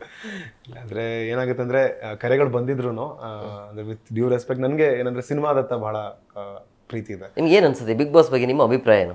ಅದೊಂದು ಒಳ್ಳೆ ಶೋ, ಒಳ್ಳೆ ಪ್ಲಾಟ್ಫಾರ್ಮ್, ಸುಮಾರು ಜನಕ್ಕೆ ತುಂಬ ಹೆಲ್ಪ್ ಆಗಿದೆ. ಅಂದರೆ ಅದನ್ನು ಯಾವ ರೀತಿಲಿ ನಾವು ಬಳಸ್ಕೊಳ್ತೀವಿ ಅದ್ರ ಮೇಲೆ ಡಿಪೆಂಡ್ ಆಗುತ್ತೆ. ಅಂದರೆ ನಾವು ಇವಾಗ ಅಲ್ಲಿ ಆ್ಯಕ್ಟರಾಗಿ ಹೋದ್ರು, ಸಿಂಗರಾಗಿ ಹೋದ್ರು, ಅಥವಾ ಯಾರೋ ಒಂದು ಪರ್ಸನಾಲಿಟಿಯಾಗಿ ಹೋದ್ರೂ ಅಲ್ಲಿ ನಾವು ಇವಾಗ ಏನಾಗುತ್ತೆ ಅಂದರೆ, ಎಕ್ಸಾಂಪಲ್ ನಾವು 3 ಜನ ಇದ್ದೀವಿ, locked in this room. So ಇವಾಗ ಏನಾಗುತ್ತೆ, ನಿಮಗೆ ಡಿಫ್ರೆನ್ಸಸ್ ಜಾಸ್ತಿ ಕಾಣಿಸ್ತಾ ಹೋಗುತ್ತೆ, ಡಿಫಿಕಲ್ಟೀಸ್ ಇದ್ದೇ ಇರುತ್ತೆ. ಸೊ ಇವಾಗ ಏನಾಗುತ್ತೆ, ಪರಿಚಯ ಇಲ್ದಿರೋರು ಅವಾಗ ಬಂದಾಗ ಹೊಂದ್ಕೊಂಡು ಹೋಗೋದಿದೆ ಗೊತ್ತಾ, 90 days it is very tough. So I think 90 ದಿನಗಳು ಯಾರಲ್ಲಿ ಕಳೆದು ಬರ್ತಾರಲ್ಲ, ಅವ್ರ ಜೀವನದಲ್ಲಿ ಏನೋ ಒಂದು ಖಂಡಿತವಾಗ್ಲೂ ಸಾಧಿಸ್ತಾರೆ. ಅವರಲ್ಲಿ ಏನೋ ಒಂದು ಶಕ್ತಿ ಅಂತೂ ಖಂಡಿತ ಇರುತ್ತೆ. ಯಾಕಂದರೆ ಅದು ಸರ್ವೈವಲ್ ಅನ್ನೋದು ಬರುತ್ತೆ ಅಲ್ಲಿ. ಏನಂದ್ರೆ ನನ್ಗೆ ಯಾವಾಗಲೂ ಹೆಂಗೆ ಕಾಣಿಸುತ್ತೆ ಗೊತ್ತಾ ಬಿಗ್ ಬಾಸ್, ಹೆಂಗೆ ಅನ್ಸುತ್ತೆ ಅಂದರೆ, ಹ್ಯೂಮನ್ ರೈಸಲ್ಲಿ ನಾವೇನು ಸರ್ವೈವಲ್ ಅಂತ ಹೇಳ್ತೀವಲ್ಲ, ಅದನ್ನು ಅವರು ತೋರಿಸ್ತಾ ಇದ್ದಾರೆ ಅಷ್ಟೇ. ಸರ್ವೈವಲ್ ಯಾರು ಸರ್ವೈವ್ ಸಖತ್ತಾಗಿ ಮಾಡ್ತಾರೆ, ಫಿಟ್ಟೆಸ್ಟ್ ಆಗಿರ್ತಾರೆ, ಭೂಮಿಲಿ ಅವರೇ ಬದುಕೋದು. ಅದನ್ನ ನಾವು ಇನ್ನೊಂದು ರೀತಿಯಲ್ಲಿ ಮನವರಿಕೆ ಮಾಡ್ತಿರೋಂಥ ಒಂದು ಶೋ ಅದು. ಅದು ನಾವು ಅದನ್ನ ಪಾಸಿಟಿವ್ ರೀತಿಯಲ್ಲಿ ಅರ್ಥ ಮಾಡ್ಕೊಳ್ಳೋದು ಒಳ್ಳೇದು ಅಂತ ನನಗೆ ಅನ್ಸುತ್ತೆ. ಮೇಡಮ್, ಈಗಿನ ನಮ್ಮ ಕನ್ನಡ ಇಂಡಸ್ಟ್ರಿ ಅಂತ ಬಂದಾಗ, ಬೆಳವಣಿಗೆ ನೋಡಿದಾಗ ಇಡೀ ವಿಶ್ವವೇ ತಿರುಗಿ ನೋಡುವಂಥ ಬೆಳವಣಿಗೆ ಆಗ್ತಾ ಇದೆ ಕನ್ನಡ ಇಂಡಸ್ಟ್ರಿ. ಅಂದರೆ ಕೊಡುವಂಥ ಸಿನಿಮಾಗಳು, ಕಾಂತಾರ ಆಗಿರ್ಬೋದು, KGF ಆಗಿರ್ಬೋದು, ಇದೆಲ್ಲ ನೋಡಿದಾಗ ಏನು ಅನ್ಸುತ್ತೆ ನಿಮಗೆ? ತುಂಬ ಖುಷಿ ಆಗುತ್ತೆ. ಅಂದರೆ ಒನ್ ಟೈಮ್ ಇತ್ತು ಕನ್ನಡ ಇಂಡಸ್ಟ್ರಿ ಸಿನಿಮಾಸ್ ನೋಡ್ತಾ ಇರಲಿಲ್ಲ, ಅಂದರೆ ಒಂದು ಬೆಲೆನೇ ಇರಲಿಲ್ಲ, ಆ ಥರ ಇತ್ತು. ಬಟ್ ಇವಾಗ ಅಷ್ಟು ರೆಸ್ಪೆಕ್ಟ್ ಮಾಡ್ತಾರೆ, ಆಚೆ ಇಂಡಸ್ಟ್ರಿ ಅವರು ನಮಗೆ ಅಷ್ಟು ರೆಸ್ಪೆಕ್ಟ್ಫುಲ್ಲಾಗಿ ನೋಡ್ತಾರೆ ಅಂದಾಗ ತುಂಬ ಖುಷಿ ಆಗುತ್ತೆ. ಮೇ ಬಿ ಇನ್ನೂ ಜಾಸ್ತಿ ಬೆಳೀತಾ ಹೋಗುತ್ತೆ ಅಂತ ಹೋಪ್ ಮಾಡ್ತೀನಿ. ಸರ್, ನೀವು ನೋಡಿದ್ರ ಕಾಂತಾರ? ಖಂಡಿತ ಫಸ್ಟ್ ಡೇನೇ ನೋಡಿದೆ, ಐಮ್ಯಾಕ್ಸಲ್ಲಿ ನೋಡಿದೆ. ಯಾಕಂದರೆ ಆ ಒಂದು ಅಂದರೆ ಯೂಶಲಿ ಕನ್ನಡ ಸಿನಿಮಾಸ್ ಐಮ್ಯಾಕ್ಸಿಗೆ ಬರೋದೇ 1-2 ಸಿನಿಮಾ 3 ಸಿನಿಮಾ. KGF 2 ಬಂದಿತ್ತು ಅನ್ಸುತ್ತೆ, ಅದಾದ್ಮೇಲೆ ಕಾಂತಾರ ಬಂದಿದ್ದು. ಸೊ ನನಗೆ ಎಕ್ಸ್ಪೀರಿಯನ್ಸ್ ಮಾಡಬೇಕಾಯಿತು. ಯಾಕಂದರೆ ಯಾವಾಗಲೂ ನಾವು ಹಾಲಿವುಡ್ ಸಿನಿಮಾಸ್ ಅಥವಾ ಬೇರೆ ಭಾಷೆ ಚಿತ್ರಗಳನ್ನ ನಾವು ಐಮ್ಯಾಕ್ಸಲ್ಲಿ ನೋಡಿ ನೆಕ್ಸ್ಟ್ ಮಾಡಿದ್ದಾರೆ, ನಮ್ಮದೇ ಒಬ್ಬ ಬರುತ್ತಪ್ಪ ಅಂತ ಅನ್ಸೋದು. ಈ ರೀಸೆಂಟ್ಲಿ ನಾವು ಕಾಂತಾರನ ಐಮ್ಯಾಕ್ಸಲ್ಲಿ ನೋಡಿ ಭಾಳ ಖುಷಿ ಆಯಿತು. ಯಾಕಂದರೆ ಯಾವಾಗಲೂ ಅನಿಸ್ತಿರುತ್ತೆ, ಸ್ಪೈಡರ್ ಮ್ಯಾನ್ ನೋಡಿದಾಗ ನಾವು ಸ್ಪೈಡರ್ ಮ್ಯಾನ್ ಮಾಡಬೇಕು, ಇಲ್ಲಿ ಸೂಪರ್ ಮ್ಯಾನ್ ನೋಡಿದಾಗ ನಾವು ಸೂಪರ್ ಮ್ಯಾನ್ ಮಾಡಬೇಕು ಅಂತ. ವಿಷಯಗಳು ಇಲ್ಲಿದೆ ಆಗಿದ್ರು ಮಾಡಬೇಕು ಅಂತ ಅನ್ಕೊಳ್ಳೋವಂಥ ಸಮಯದಲ್ಲಿ ಯಾರೊಬ್ಬರು ಮಾಡಿದಾಗ ಎಷ್ಟು ಖುಷಿ ಆಗುತ್ತೆ ಅಂದರೆ, ಆ ಸಿನಿಮಾ ನೋಡ್ಬೇಕಂತೂ ನನಗೊಂದು ರೋಮಾಂಚನ ಆಗೋಯ್ತು. ಅಂದರೆ ಕಾಂತಾರ 1 ನೋಡಿದ್ರು, ಕಾಂತಾರ 2 ನೋಡಿದಾಗ್ಲೂ ಅಷ್ಟೇ ಖುಷಿ. ಯಾಕಂದ್ರೆ ಆ ಕ್ಯಾನ್ವಾಸಲ್ಲಿ ವರ್ಕ್ ಮಾಡೋದೇ ಒಂದು ಪುಣ್ಯ ಅಂತ ನಾನು ಭಾವಿಸ್ತೀನಿ. ನಾನು ಸಾಕಷ್ಟು ಸ್ನೇಹಿತರು ಕೆಲಸ ಮಾಡಿದ್ದಾರೆ ಆ ಕಾಂತಾರಲ್ಲಿ. ಸೊ ನೋಡೋಕೆ ತುಂಬ ಖುಷಿ ಆಯಿತು. ಆ್ಯಂಡ್ ಏನನ್ಸಿದ್ರೆ, ಆಸ್ ಅನ್ ಆ್ಯಕ್ಟರ್ ನಾವು ಆ ಥರ ಸಿನಿಮಾಗಳು ಮಾಡಬೇಕು, ಕಾಣಿಸ್ಕೋಬೇಕು ಅಂತ ಖಂಡಿತ. ಆ ಒಂದು ಕಡೆ ಏನಂದ್ರೆ ಕನ್ನಡ ಸಿನಿಮಾ ಚೆನ್ನಾಗಿ ಆಗ್ತಿದೆ ಅನ್ನೋ ಒಂದು ಆಶಾಭಾವನೆ ಒಳಗಡೆಯಿಂದ. ಹಾಗೆ ನಾವು ಮುಂದೆ ಈ ಥರ ಸಿನಿಮಾಗಳನ್ನ ಮಾಡ್ಬೋದು ಅನ್ನೋ ಒಳಗಡೆ ನಮ್ಮಲ್ಲಿ ಒಂದು ಕಾನ್ಫಿಡೆನ್ಸ್ ಕೂಡ ಹೊರತು. ಆ್ಯಂಡ್ ನನಗೇನಂದ್ರೆ, ನಾನು ನನ್ನ ನಾಟಕದಲ್ಲಿ ನಾನು ಕೂಡ ಅನ್ನಪ್ಪ ಪಂಜುರ್ಲಿ ಪಾತ್ರ ಮಾಡ್ತಿದ್ದೆ, ದೈವ ಭೂತಕೋಲ ಪಾತ್ರ ಮಾಡ್ತಿದ್ದೆ. ನನಗೆ ತುಳು ಬರಲ್ಲ, ಆದ್ರೆ ನಾನು ತುಳು ಕಲಿತು ಮಾಡಿದ್ದೆ, ಮೂಜಿ ಮುಟ್ಟು ಮೂಜಿ ಲೋಕ ಅಂತ. ಸೊ ಅದರಲ್ಲಿ ನಾನು ಅನ್ನಪ್ಪ ಪಂಜುರ್ಲಿ ಮಾಡ್ತಿದ್ದೆ. ಆ ನಾಟಕದ ನಿರ್ದೇಶಕರು ಬಂದು ಕೃಷ್ಣಮೂರ್ತಿ ಅವತಾರ್ ಅಂತ. ಸೊ ದೇವರ ದಯಿಂದ ಗೊತ್ತಿಲ್ಲ, ನನಗೆ ಆ ಪಾತ್ರ ಅವಾಗ ದೊರಕಿದ್ದು. ನಾನು ಕಾಂತಾರ ನೋಡ್ಬೇಕಾದ್ರೆ ನಾನು ಎಷ್ಟೋ ವಿಷಯಗಳನ್ನ ನಾನು ರೀಕಾಲ್ ಮಾಡ್ಕೊತಿದ್ದೆ. ಅಂದರೆ ಆ ಪಾತ್ರಕ್ಕೆ ರೆಡಿ ಆಗ್ಬೇಕಾದ್ರೆ ಆ ಥರ ಮೇಕಪ್ ಹೆಂಗೆ ಹಾಕೊತಿದ್ವಿ, ಅದು ಹಣೆ ಹೆಂಗೆ ಕಟ್ತಾ ಇದ್ವಿ. ಸೊ ಈ ಥರದ್ದೆಲ್ಲ ಎಷ್ಟೋ ವಿಷಯ ನನಗೆ ನೆನಪಾಗ್ತಾ ಹೋಯಿತು. ಸೊ ನನಗೆ ತುಂಬ ಕನೆಕ್ಟ್ ಆಗುತ್ತೆ ಆ ಪಾತ್ರ, ಯಾಕಂದರೆ ನಾವು ಪರ್ಫಾರ್ಮ್ ಮಾಡ್ತಾ ಇದ್ವಿ, ಸ್ಟೇಜ್ ಮೇಲೆ ಮಾಡ್ತಾ ಇದ್ವಿ. ಮೇಡಮ್, ನಿಮಗೆ ಏನಾದರೂ ಆಸೆ ಇದೆಯಾ ಇಂಥ ನಾಯಕ ನಟನ ಜೊತೆ ನಾನು ಸಿನಿಮಾದಲ್ಲಿ ಆ್ಯಕ್ಟ್ ಮಾಡಬೇಕು ಅಂಥೇಳಿ? ಎಲ್ರ ಜೊತೆ ಮಾಡಬೇಕು ಅಂತ ಇಷ್ಟ ಇದೆ. ನಿಮ್ಗೆ ಸ್ಪೆಷಲ್ ಆಗಿ ಶಿವರಾಜ್ ಕುಮಾರ್ ಶಿವಣ್ಣ, ನಾನು ಶಿವಣ್ಣಸ್ ಫ್ಯಾನ್ ಗರ್ಲ್ ಆಲ್ವೇಸ್. ಒಂದ್ಸತಿ ಅವ್ರು ನೋಡೋ ಚಾನ್ಸ್ ಸಿಕ್ಕಿದಾಗ ಅಳ್ತಾ ಇದ್ದೀನಿ. I couldn't stop my self from crying. ಅಷ್ಟು ಇಷ್ಟ ನನಗೆ ಶಿವಣ್ಣ ಅಂದರೆ. ನಾನು ಚಿಕ್ಕವಳಿರ್ತಾ ಅವರು ಅಂದರೆ ಅದು ಥಿಯೇಟರಲ್ಲೇ ನೋಡ್ತಿದ್ದು, ಟಿ ವಿಲೇ ನೋಡ್ತಿದ್ದಲ್ಲ. ಐ ಥಾಟ್ ಇವರು ಮನುಷ್ಯರೇ ಅಲ್ಲ, ಅಂದರೆ ಬೇರೆ ಲೋಕದಿಂದ ಬಂದಿರೋದು, ಸಮ್ ಸೂಪರ್ ಪವರ್ ಆ ಥರ. ಬಟ್ ಅವರು ರಿಯಲ್ ಆಗಿ ನೋಡೋಕೆ ಸಿಕ್ಕಿದಾಗ ಅಯ್ಯೋ ಏನೂ ಮಾತಾಡೋಕ್ಕಾಗಲಿಲ್ಲ, ಹತ್ಬಿಟ್ಟು ಬಂದೆ. ಯಾಕೆ ಇಷ್ಟ ಅಂತ ಗೊತ್ತಿಲ್ಲ, ನಾನು ತುಂಬ ಚಿಕ್ಕವಳಿಂದ ನಂಗೆ ಶಿವಣ್ಣ ಇಷ್ಟ. ಅವ್ರ ಸಾಂಗ್ಸ್, ಅವ್ರ ಡ್ಯಾನ್ಸ್, ಅವ್ರು ಏನೂ ಗೊತ್ತಿಲ್ಲ. ಹೇಳಿದ್ನಲ್ಲ, ನಂಗೆ ಅವ್ರು ಒಂದು ಹ್ಯೂಮನ್ ಫೀಲೇ ಕೊಡಲ್ಲ, ಒಂದು ಸೂಪರ್ ಪವರ್ ಹ್ಯೂಮನ್ ಫೀಲ್ ಕೊಡ್ತಾರೆ ನನಗೆ ಅಂತ ಅನಿಸುತ್ತೆ. ಡಿ ಬಾಸ್ ಬಗ್ಗೆ ಏನಾದರೂ ಹೇಳ್ತೀರಾ? ಅಲ್ಲ, ದರ್ಶನ್ ಸರ್ ಇಂಡಸ್ಟ್ರಿಯಲ್ಲಿ ಅವ್ರದ್ದು ಕೊಡುಗೆ ಏನಿದೆ, ಇಟ್ ಈಸ್ ವೆರಿ ಗ್ರೇಟ್. ಅಂದರೆ ಆ ಥರ ಸಿನಿಮಾಸ್ ಅವರಿಗಿರೋ ಫ್ಯಾನ್ ಬೇಸ್ ಮೇ ಬಿ ಯಾರಿಗೂ ಇರೋಕ್ಕೆ ಸಾಧ್ಯ ಇಲ್ಲ ಅಂತ ನನಗನ್ಸುತ್ತೆ. ಸೊ ಗ್ರೇಟ್, ಅಂದರೆ ಅವರು ಈ ಮಟ್ಟಕ್ಕೆ ಬೆಳೆದಿರೋದು ಇಟ್ ಈಸ್ ವೆರಿ ಸೂಪರ್ ಅನಿಸುತ್ತೆ. ಈ ಸಿನಿಮಾ ಕಥೆ ನೋಡಿದಾಗ ನಿಮಗೆ ವೈಯಕ್ತಿಕ ಜೀವನದಲ್ಲಿ ಆಗಿರೋದು ಉಂಟಾ, ಹೇಗೆ ಅಂತ? ಈ ಸಿನಿಮಾ ಕಥೆನ ಇಲ್ಲ ಸರ್, ಇನ್ನು ಆಗಿಲ್ಲ. ನಿಮಗೆ ಸರ್ ಈ ಥರ ಕತೆ ಅಂದರೆ ಜೀವನದಲ್ಲಿ ಏನು ನಡೆದಿಲ್ಲ ಅಂತ ಹೇಳ್ತೀರಲ್ಲ ಈ ಥರ? ಇಲ್ಲ, ಇದು ಟೋಟಲಿ ಔಟ್ ಅಂಡ್ ಔಟ್ ಬೇರೆ ಒಂದು ಕಥೆನೇ ಇದು. ಅಂದರೆ ಬೇರೆ ಒಂದು ಫಸ್ಟ್ ಆಫ್ ಆಲ್ ಇದು ಮಹಾರಾಷ್ಟ್ರದಲ್ಲಿ ಇರುವಂಥ ಒಂದು ಕಪಲ್ಸ್, ರಿಯಲ್ ಕಪಲ್ಸ್ ಕತೆ. ಸೊ ನಮ್ಮ ನೆಲದಲ್ಲಿ ಈ ಥರದ್ದು ಗೊತ್ತಿಲ್ಲ, ಆಗಿದ್ರು ಅದನ್ನು ಹೈಲೈಟ್ ಮಾಡಿದ್ರಲ್ಲ ಗೊತ್ತಿಲ್ಲ. ಬಟ್ ನಮ್ಗೆ ಅದನ್ನು ಕೇಳಿದಾಗ ನಮಗೇನೆ ರೋಮಾಂಚನ ಆಯಿತು, ಈ ಥರದೊಂದು ಕತೆ ಅಂತ. ಸೊ ನಮ್ಮ ಲೈಫಲ್ಲಿ ಇವತ್ತು ನಮ್ಮ ಸುತ್ತಮುತ್ತಲೂ ನೋಡಿಲ್ಲ ಈ ಥರ ಕತೆ ನಾವು. ನಿಮ್ಗೇನಾರು ಆಗಿದೆ ಆ ಥರದ್ದು? ನನಗೇನು ಆಗಿದೆ, ಅದಕ್ಕೆ ಕೇಳಿದೆ. ಯಾಕಂದ್ರೆ ಈಗಿನ ಜನರೇಷನ್ ಅಲ್ಲಿ ಈ ರೀತಿಯ ಒಂದು ವಿಭಿನ್ನ ಟೈಟಲ್ ಮುಖಾಂತರ ಬರ್ತಾ ಇರೋದು. ಎಲ್ಲರೂ ಇಷ್ಟಪಡೋದು ಮುದ್ದು ಅಂತಾನೆ, ಅದರಲ್ಲೂ ಲವ್ ಯು ಮುದ್ದು ಅನ್ನುವಂಥ ಟೈಟಲ್ ನೋಡಿನೇ ಒಂಥರ ನೀವು ಹೇಳಿದಾಗೆ ರೋಮಾಂಚನನೇ ಆಗತ್ತೆ. ಸೊ ಹಂಗಾಗಿ ಏನ್ ಸ್ಪೆಷಲ್ ಇರಬಹುದು ಅನ್ನೋ ಕುತೂಹಲ ಇತ್ತು, ಬಿಟ್ರೆ ಇನ್ನೇನು ಇಲ್ಲ. ಖಂಡಿತವಾಗ್ಲೂ ಇದ್ರಲ್ಲಿ ಒಂದು ಸ್ಪೆಷಲ್ ಕಂಟೆಂಟ್ ಇದೆ. ಆ್ಯಂಡ್ ಈ ಸಿನಿಮಾಗೋಸ್ಕರ ಸಾಕಷ್ಟು ವಿಷಯಗಳು ನಾವು ಅದೇ ವರ್ಕ್ಶಾಪಿಂದ ಹಿಡಿದು ಸಾಕಷ್ಟು ನಾವು ಇದಕ್ಕೆ ಅಂತ ಟೈಮ್ ಕೊಟ್ಟು ಮಾಡಿದ್ದೀವಿ. ಬಿಕಾಸ್ ಇದೊಂಥರ ಸ್ಪೆಷಲ್ ಅಂತ ನಮಗೆ ಅನ್ಸುತ್ತೆ. ಇವಾಗ ನಾವು ಎಕ್ಸಾಂಪಲ್ ಹೆಂಗೆ ಅಂದರೆ ಮೈಂಡ್ ಸೆಟ್, ಅದು ಬೇಸಿಕಲಿ ಪಾತ್ರಕ್ಕೆ ನೀವು ಎಷ್ಟು ಹತ್ತಿರವಾಗಿದ್ರಿ? ತುಂಬಾನೇ ಹತ್ರ ಅಂತ ಅನ್ಸುತ್ತೆ. ನಾನು ಈ ಪಾತ್ರ ನನಗೆ ಅನಿಸ್ತಿದ್ದು ಹತ್ರ ಅನ್ನೋದಕ್ಕಿಂತ ನಾನೇ ಪಾತ್ರ ಅಂತಾನೆ ಫೀಲ್ ಆಗಿದೆ ನನಗೆ ಕೆಲಸ ಮಾಡ್ಬೇಕಾದ್ರೆ. ಯಾಕಂದ್ರೆ ನಮ್ಗೆ ಅದು ಏನಾಗುತ್ತೆ, ಒಂದು ಪಾತ್ರದ ಬಗ್ಗೆ ಒಂದಿಷ್ಟು ಪರಿಚಯ ಕೊಟ್ಟಿರ್ತಾರೆ, ಹಾಗೆ ಶೂಟ್ ಮಾಡ್ಬೇಕಾದ್ರೆ ಎಕ್ಸಾಂಪಲ್ ಇವಾಗ ಆಂಬಿಯನ್ಸ್ ಕ್ರಿಯೇಟ್ ಮಾಡಿರ್ತಾರೆ. ಆಂಬಿಯನ್ಸ್ ಅಲ್ಲಿ ಇದ್ದಾಗ ಕ್ಯಾಮ್ರಾಸ್ ಇರುತ್ತೆ, ಜನ ಇರ್ತಾರೆ ಕೆಲಸ ಮಾಡೋಕ್ಕೆ, ಎಲ್ಲರೂ ಕೋ ಆಕ್ಟರ್ಸ್ ಇರ್ತಾರೆ. ಬಟ್ ಎಲ್ಲದಕ್ಕಿಂತ ಹೆಚ್ಚಾಗಿ ಎಲ್ಲನೂ ಮರೆತು ಒಂದು ಸೆಕೆಂಡ್ ಸುಮ್ಮನೆ ಕಣ್ಮುಚ್ಕೊಟ್ರೆ ನಾನು ಆ ಪಾತ್ರ ಅಂತ ಅನ್ಸುತ್ತೆ ಆ ಒಂದು ಕ್ಷಣದಲ್ಲಿ, ಆ ಆಂಬಿಯನ್ಸ್ ಅಲ್ಲಿ. ಸೊ ಆ ಥರದೊಂದು ಫೀಲ್ ಕೊಟ್ಟಿರುವಂಥ ಪಾತ್ರ ಇದು. ಮೇಡಮ್ ನಿಮ್ಗೆ ಏನು ಅನ್ಸುತ್ತೆ? ನನಗೂ ತುಂಬ ಖುಷಿ ಇತ್ತು ಆ ಕ್ಯಾರೆಕ್ಟರ್ ಪ್ಲೇ ಮಾಡಬೇಕಾದ್ರೆ. ನಾನು ಹೇಳ್ದಂಗೆ ತುಂಬ ಮೆಚೂರ್ ಕ್ಯಾರೆಕ್ಟರ್, ಮಾತಾಡೋದು. ನಿಮಗೆ ಚಾಲೆಂಜ್ ಇತ್ತು ಆರಂಭದಲ್ಲಿ ಈ ಥರ ಟಾಸ್ಕ್ ಇದ್ದಾಗ? ಹೌದು, ಚಾಲೆಂಜಿಂಗ್ ಇತ್ತು. ಬಿಕಾಸ್ ನಾವು ಅದು ಹೇಳ್ಬೇಕಂದ್ರೆ ತಿರ್ಗಾ ಕತೆ ಹೇಳಬೇಕಾಗುತ್ತೆ. ಸೊ ಥಿಯೇಟರ್ ಬಂದು ನೋಡಿದಾಗ ಎಲ್ರಿಗೂ ಅರ್ಥ ಆಗುತ್ತೆ, ಅಂದರೆ ನಾವು ಏನೇನು ಮಾಡಿದ್ದೀವಿ ಸಿನಿಮಾಗೋಸ್ಕರ, ಅಥವಾ ಸಿನಿಮಾ ನಮ್ಮಿಂದ ಏನೇನು ತಗೊಂಡಿದೆ ಅನ್ನೋದು 100% ಸಿನಿಮಾ ನೋಡಿದ ಕೂಡಲೇ ಎಲ್ರಿಗೂ ಅರ್ಥ ಆಗುತ್ತೆ, ಇಷ್ಟ ಆಗುತ್ತೆ. ಜೀವನ ಅಂತಂದ್ರೆ ಏನು ನಿಮ್ಮ ಪ್ರಕಾರ? ಬದುಕಬೇಕು ಅಷ್ಟೇ, ಫೈನಲಿ ವಾಟ್ ಎವರ್. ಬದುಕು ಅಂತಂದ್ರೆ ಏನು? ನನ್ನ ಲೈಫಲ್ಲಿ ನಾನು ಫಾಲೋ ಮಾಡೋದು ಒಂದೇ ಒಂದು, ನಾಳೆ ದಿನ ಅಥವಾ ಯಾವತ್ತಾರು ಆಗಲಿ 100 ಜನದ ಮುಂದೆ ಇದ್ದಾಗ್ಲೂ ನಾನು ಇದಿಷ್ಟೇ ಧೈರ್ಯವಾಗಿ, ಇಷ್ಟೇ ಸ್ಪಷ್ಟವಾಗಿ, ಇಷ್ಟೇ ನೀಟಾಗಿ ನಾನು ಆನ್ಸರ್ ಮಾಡಬೇಕು. ಸೊ ಯಾವತ್ತೂ ನನ್ನ ಮನಸ್ಸಾಕ್ಷಿಗೆ ನಾನು ದ್ರೋಹ ಮಾಡ್ಕೊಬಾರ್ದು. ನನ್ನಿಂದ ಬೇರೆಯವ್ರಿಗೆ ಒಳ್ಳೇದಾಗಿಲ್ಲ ಅಂದ್ರೂ ಪರವಾಗಿಲ್ಲ, ಕೆಟ್ಟದಾಗಬಾರ್ದು. ಅದನ್ನ ನಾನು ತುಂಬ ಸ್ಟ್ರಾಂಗ್ ಆಗಿ ಫಾಲೋ ಮಾಡ್ತೀನಿ ನನ್ನ ಲೈಫಲ್ಲಿ. ಅಂದ್ರೆ ಈಗಿನ ಕತೆ ಈಗಿನ ಜನರೇಷನ್ ಅಲ್ಲಿ ಬೇಕಂತ ಅನ್ಸುತ್ತಾ ಈ ಸಿನಿಮಾ ಕತೆ ನೋಡಿದಾಗ? ಹೌದು ಸರ್, ನನಗೆ ಬೇಕು ಅನ್ಸುತ್ತೆ. ಬಿಕಾಸ್ ನಾವು ಇದನ್ನ ಒಂದ್ಸತಿ ಮಾತಾಡ್ತಾ ಇದ್ವಿ ಕತೆ ಡಿಸ್ಕಷನ್ ಟೈಮಲ್ಲಿ. ನನಗೆ ಅನ್ಸೋದು ಪ್ರೀತಿ ಅನ್ನೋದು, ಅಥವಾ ನಾವು ಲವ್ ಮಾಡಿದಾಗ ಒಬ್ರ ಜೊತೆ ಇರಬೇಕು ಅಂತ ಅನ್ನೋದು, ಇದು ಲಕ್ಸುರಿ ಅಲ್ಲ, ಇದು ಬೇಸಿಕ್. ಇವಾಗ ಹೆಂಗಾಗಿದೆ ಅಂದ್ರೆ ಅವ್ರ ಜೊತೆ ಇದ್ರೇನೆ ಒಂದು ದೊಡ್ಡ ವಿಷಯ ಅನ್ನೋ ತರ ಆಗಿದೆ. ಸೊ ಅದು it is not luxury, it's like basic. ಅಂದ್ರೆ ನಾವು ಹೆಂಗೆ ಉಸಿರಾಡ್ತೀವಿ, ನಾವು ಹೆಂಗೆ ಊಟ ಮಾಡ್ತೀವಿ, ಹಂಗೆ ನಮ್ಮ ಜೀವನದಲ್ಲಿ ಒಂದು ಪ್ರೀತಿ ನಮಗೆ ಬೇಕೇ ಬೇಕು ಕೊನೆವರೆಗೂ. ಸೊ ಅದು ಬೇಸಿಕ್ ಅನ್ಸುತ್ತೆ. ಸೊ ಅದು ಮೇ ಬಿ ನಾವು ಅದನ್ನು ತುಂಬ ಕಾಂಪ್ಲಿಕೇಟ್ ಮಾಡ್ಕೊತಾ ಇದೀವ, ಅಥವಾ ಅದೆಲ್ಲ ಜಾಸ್ತಿ ಆಗಿದೆ ಅನ್ಸುತ್ತೆ. ತುಂಬಾ ಸೋಷಿಯಲ್ ಮೀಡಿಯಾ ಇನ್ಫ್ಲುಯೆನ್ಸ್ ಅಥವಾ ಏನಂತಾರೆ ಆಚೆ ಕಡೆ ನೋಡ್ತಿರೋ ವಿಷಯಗಳು ನೋಡಿ ಕೆಲವು ಜನ ಹೀಗಿರ್ಬೇಕು, ಹಾಗಿರ್ಬೇಕು, ನಾವು ಈ ತರ ಮಾಡ್ಬೇಕು ಅನ್ಕೊಳ್ಳೋದು ಬೇರೆ. ಆದ್ರೆ ರಿಯಾಲಿಟಿಯಲ್ಲಿ ಕೇಳಿದ್ರೆ ಜೀವನ ಅಂದ್ರೆ ಏನು ಅಂತ ನಂಗನ್ಸುತ್ತೆ. ಜೀವನ ಅನ್ನೋದು ಈ ಕ್ಷಣದಲ್ಲಿ ನಾವು ಏನ್ ಬದುಕ್ತಾ ಇದೀವಿ ಇದೇ ಜೀವನ. ಅದನ್ನೇ ಜೀವಿಸಿ ಅಂತ ಚೆನ್ನಾಗಿ ಜೀವಿಸಿ, ಆ ಕ್ಷಣನ ಜೀವಿಸಿ. ಇನ್ನೊಬ್ರ ಖುಷಿಗೋ ಮತ್ತೊಬ್ಬರ ಖುಷಿಗೋ ಅಥವಾ ಇನ್ನೊಬ್ರಿಗೆ ತೋರಿಸ್ಕೊಳ್ಳೋಕೆ ಅಂತ ಬದುಕ್ಬೇಡಿ. ನಿಮ್ಗೇನ್ ಸಿಗ್ತಾ ಇದೆ, ಇರೋ ಹಾಲಲ್ಲಿ ಎಷ್ಟು ಟೀ ಮಾಡ್ಬೋದು ಅಷ್ಟು ಮಾಡ್ಕೊಳ್ಳಿ, ಅಷ್ಟರಲ್ಲಿ ಖುಷಿಯಾಗಿರಿ. ಇಲ್ದಿರೋದನ್ನೆಲ್ಲ ಮಾಡ್ಕೊಳಕ್ಕೆ ಹೋಗಿ ಮತ್ತೆ ನಮ್ಮಲ್ಲಿ ಬೇಜಾರಾಗಿ ಎಕ್ಸ್ಪೆಕ್ಟೇಷನ್ಸ್ ಬಂದು ಲಕ್ಸುರಿಯಸ್ ಮೈಂಡ್ ಸೆಟ್ ಅವ್ರು ಅದನ್ನೇ ಹೇಳ್ತಾರೆ. ಲಕ್ಸುರಿ ಅಲ್ಲ ಅದು ಪ್ರೀತಿ ಅಂದರೆ, it's a mind set. So ಅದೇ ರೀತಿ ಲಕ್ಸುರಿಯಸ್ ಮೈಂಡ್ ಸೆಟ್ ಅನ್ನೋ ರೀತಿಯಲ್ಲಿ ಪ್ರತಿಯೊಂದು ಮೈಂಡ್ ಸೆಟ್ಟನ್ನೇ ನನಗೆ ಹಿಂಗೆ ಬೇಕು, ಹಿಂಗಾದ್ರೆ ಹಿಂಗೆ ಸರಿ ಇರುತ್ತೆ, ಹಿಂಗೆ ನಮ್ಮ ಹುಡುಗ ಹಿಂಗೆ ಬಟ್ಟೆ ಹಾಕಬೇಕು, ನಮ್ಮ ಹುಡುಗಿ ಇದೇ ಥರ ಇರಬೇಕು, ಎಲ್ಲ ಸತಿ ಆಗಲ್ಲ. ಮದುವೆಯಲ್ಲಿ ಸಖತ್ತಾಗಿ ಕಾಣಿಸ್ತಿರ್ತಾರೆ ಹೆಂಡತಿ, ಅದೇ ಮನೆಗೆ ಬಂದಾಗ ಮನೇಲಿ ಹೆಂಗೆ ಬೇಕು ಹಂಗಿರ್ತಾರೆ.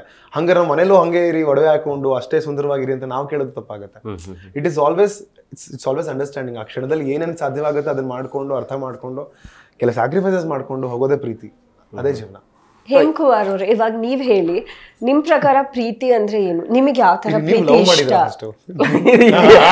ನೀವ್ ಆನ್ಸರ್ ಮಾಡಿ. ಇವಾಗ ನಿಮ್ ಪ್ರಕಾರ ಹೇಳಿ. ಇವಾಗ ಏನಂದ್ರೆ ಇವಾಗ ನಿಮ್ ಪ್ರೇಕ್ಷಕರು ನಮ್ ಸಿನಿಮಾಗ್ ಬರ್ಬೇಕು, ಸೊ ನೀವು ಬರ್ಬೇಕು. ಹಾಗಾಗಿ ನೀವು ನಿಮಗೆ ಯಾವ ತರ ಪ್ರೀತಿ ನಿಮ್ ಜೀವನದಲ್ಲಿ ಬೇಕು? ನನ್ ಕೆಲಸ ಏನು ಅಂದ್ರೆ ಪ್ರಶ್ನೆ ಕೇಳೋದಷ್ಟೇ. ಪರವಾಗಿಲ್ಲ, ಆನ್ಸರ್ ಮಾಡಿ. ನನ್ನ ಪ್ರಕಾರ ಪ್ರೀತಿ ಅಂತಂದ್ರೆ ಸಮಯ ಕೊಡೋದು. ನೀವು ಪ್ರೀತಿಗೋಸ್ಕರ ಎಷ್ಟು ಸಮಯ ಮೀಸಲಿಡ್ತೀರಿ ಆ್ಯಂಡ್ ಅದರಲ್ಲಿ ಪ್ರಾಮಾಣಿಕತೆ ಇರಬೇಕು. ಅದು ನಾನು ಪ್ರೀತಿ ಅಂತ ನಂಬಿದ್ದೀನಿ. ನೀ ಯಾವಾಗಲೂ ಒಬ್ಬ ಪ್ರೀತಿ ಮಾಡೋನು ಸಮಯ ಕೊಟ್ಟರೆ ಅದೇ ಪ್ರೀತಿ, ಜೊತೆಲಿ ಇರಬೇಕು, ಅದೇ ಪ್ರೀತಿ. ಆ್ಯಂಡ್ ಒಬ್ರೊಬ್ರು ಅರ್ಥ ಹೇಳಿದ್ರು, ಒಬ್ಬರು ಅರ್ಥ ಮಾಡ್ಕೊ, ಮಿಸ್ಅಂಡರ್ಸ್ಟ್ಯಾಂಡ್ ಯಾವುದೇ ಕಾರಣಕ್ಕೂ ಬರಬಾರ್ದು. ಯಾಕಂದರೆ ಒಬ್ಬರದು ಹೇಳಿದಂಗೆ ಡಿಶ್ ಬೇರೆ ಬೇರೆ ರೀತಿ ಇದೆ. ಅವಾಗ ಹೇಳಿದ್ರು ಟೀ ಒಬ್ಬರಿಗೆ ಇಷ್ಟ ಆದರೆ ಕಾಫಿನೂ ಒಬ್ಬರಿಗೆ ಇಷ್ಟ ಆಗುತ್ತೆ. ಅದನ್ನು ಪ್ರೀತಿ ಮಾಡೋರು ಅರ್ಥ ಮಾಡ್ಕೊಳ್ಬೇಕು. ನಾನೇ ಕಾಫಿ ಕುಡಿಬೇಕಾದ್ರೆ ಅವರೇ ಕಾಫಿ ಕುಡಿಬೇಕು ಅನ್ನೋದೇನಿಲ್ಲ. ಅವ್ರ ಪಾಡಿಗೆ ಬದುಕಲಿ, ನಾವು ನಮ್ಮ ಪಾಡಿಗೆ ಬದುಕ್ತೀವಿ, ಅಷ್ಟು ಗೊತ್ತಿರೋದು ನನಗೆ. ಆ್ಯಕ್ಚುಲಿ ನಾವು ಒಂದು ವಿಷಯ ನಾನು ಒಂದು ಮಾತಾಡಬೇಕಿತ್ತು. ಇವಾಗ ಎಕ್ಸಾಂಪಲ್ ನಾವು ಕಾಲೇಜಸ್ಗೆ ಹೋದಾಗ, ಸಾರಿ ಇದೊಂದು ಹೇಳ್ತೀನಿ, ಕಾಲೇಜ್ಗೆ ಹೋದಾಗ ಯಾವ ಸಿನಿಮಾ ಅಂತ ಕೇಳ್ತಾರೆ. ಲವ್ ಬಗ್ಗೆ ಸಿನಿಮಾ ಅಂದ ತಕ್ಷಣ ಹೆಸಿಟೇಟ್ ಮಾಡ್ತಾರೆ. ಅಥವಾ ಎಲ್ಲರೋ ಒಂದು ಕಾರ್ಯಕ್ರಮದಲ್ಲಿ ಅಥವಾ ಒಂದು ಎಲ್ಲರ ವೇದಿಕೆಯಲ್ಲಿ ಮಾತಾಡ್ಬೇಕಾದ್ರೆ ಯಾವ ಸಿನಿಮಾ ಅಂದ್ರೆ ಪ್ರೀತಿ ಎಲ್ಲರೂ ಮಾಡ್ತಾರೆ. ಪ್ರೀತಿಯಿಂದನೇ ಜೀವನ. ಪ್ರೀತಿ ಇಲ್ಲ ಅಂದ್ರೆ ಏನೂ ಇಲ್ಲ. ಪ್ರೀತಿ ಇರಲೇಬೇಕು, ಪ್ರತಿಯೊಂದು ಕ್ಷಣದಲ್ಲಿ ಇರಬೇಕು, ಪ್ರತಿಯೊಂದು ಮನೇಲಿ ಇರಬೇಕು, ಮನಸ್ಸಲ್ಲಿ ಇರಬೇಕು. ಆದ್ರೂ ಪ್ರೀತಿ ಅಂತ ಬಂದಾಗ ಹೆಸಿಟೆನ್ಸ್ ಇರುತ್ತೆ ಗೊತ್ತಾ, ಮಾತಾಡೋಕ್ಕೆ, ಆ ವಿಷಯ ಪ್ರಸ್ತಾಪ ಮಾಡೋದಕ್ಕೆ ಅಂತ.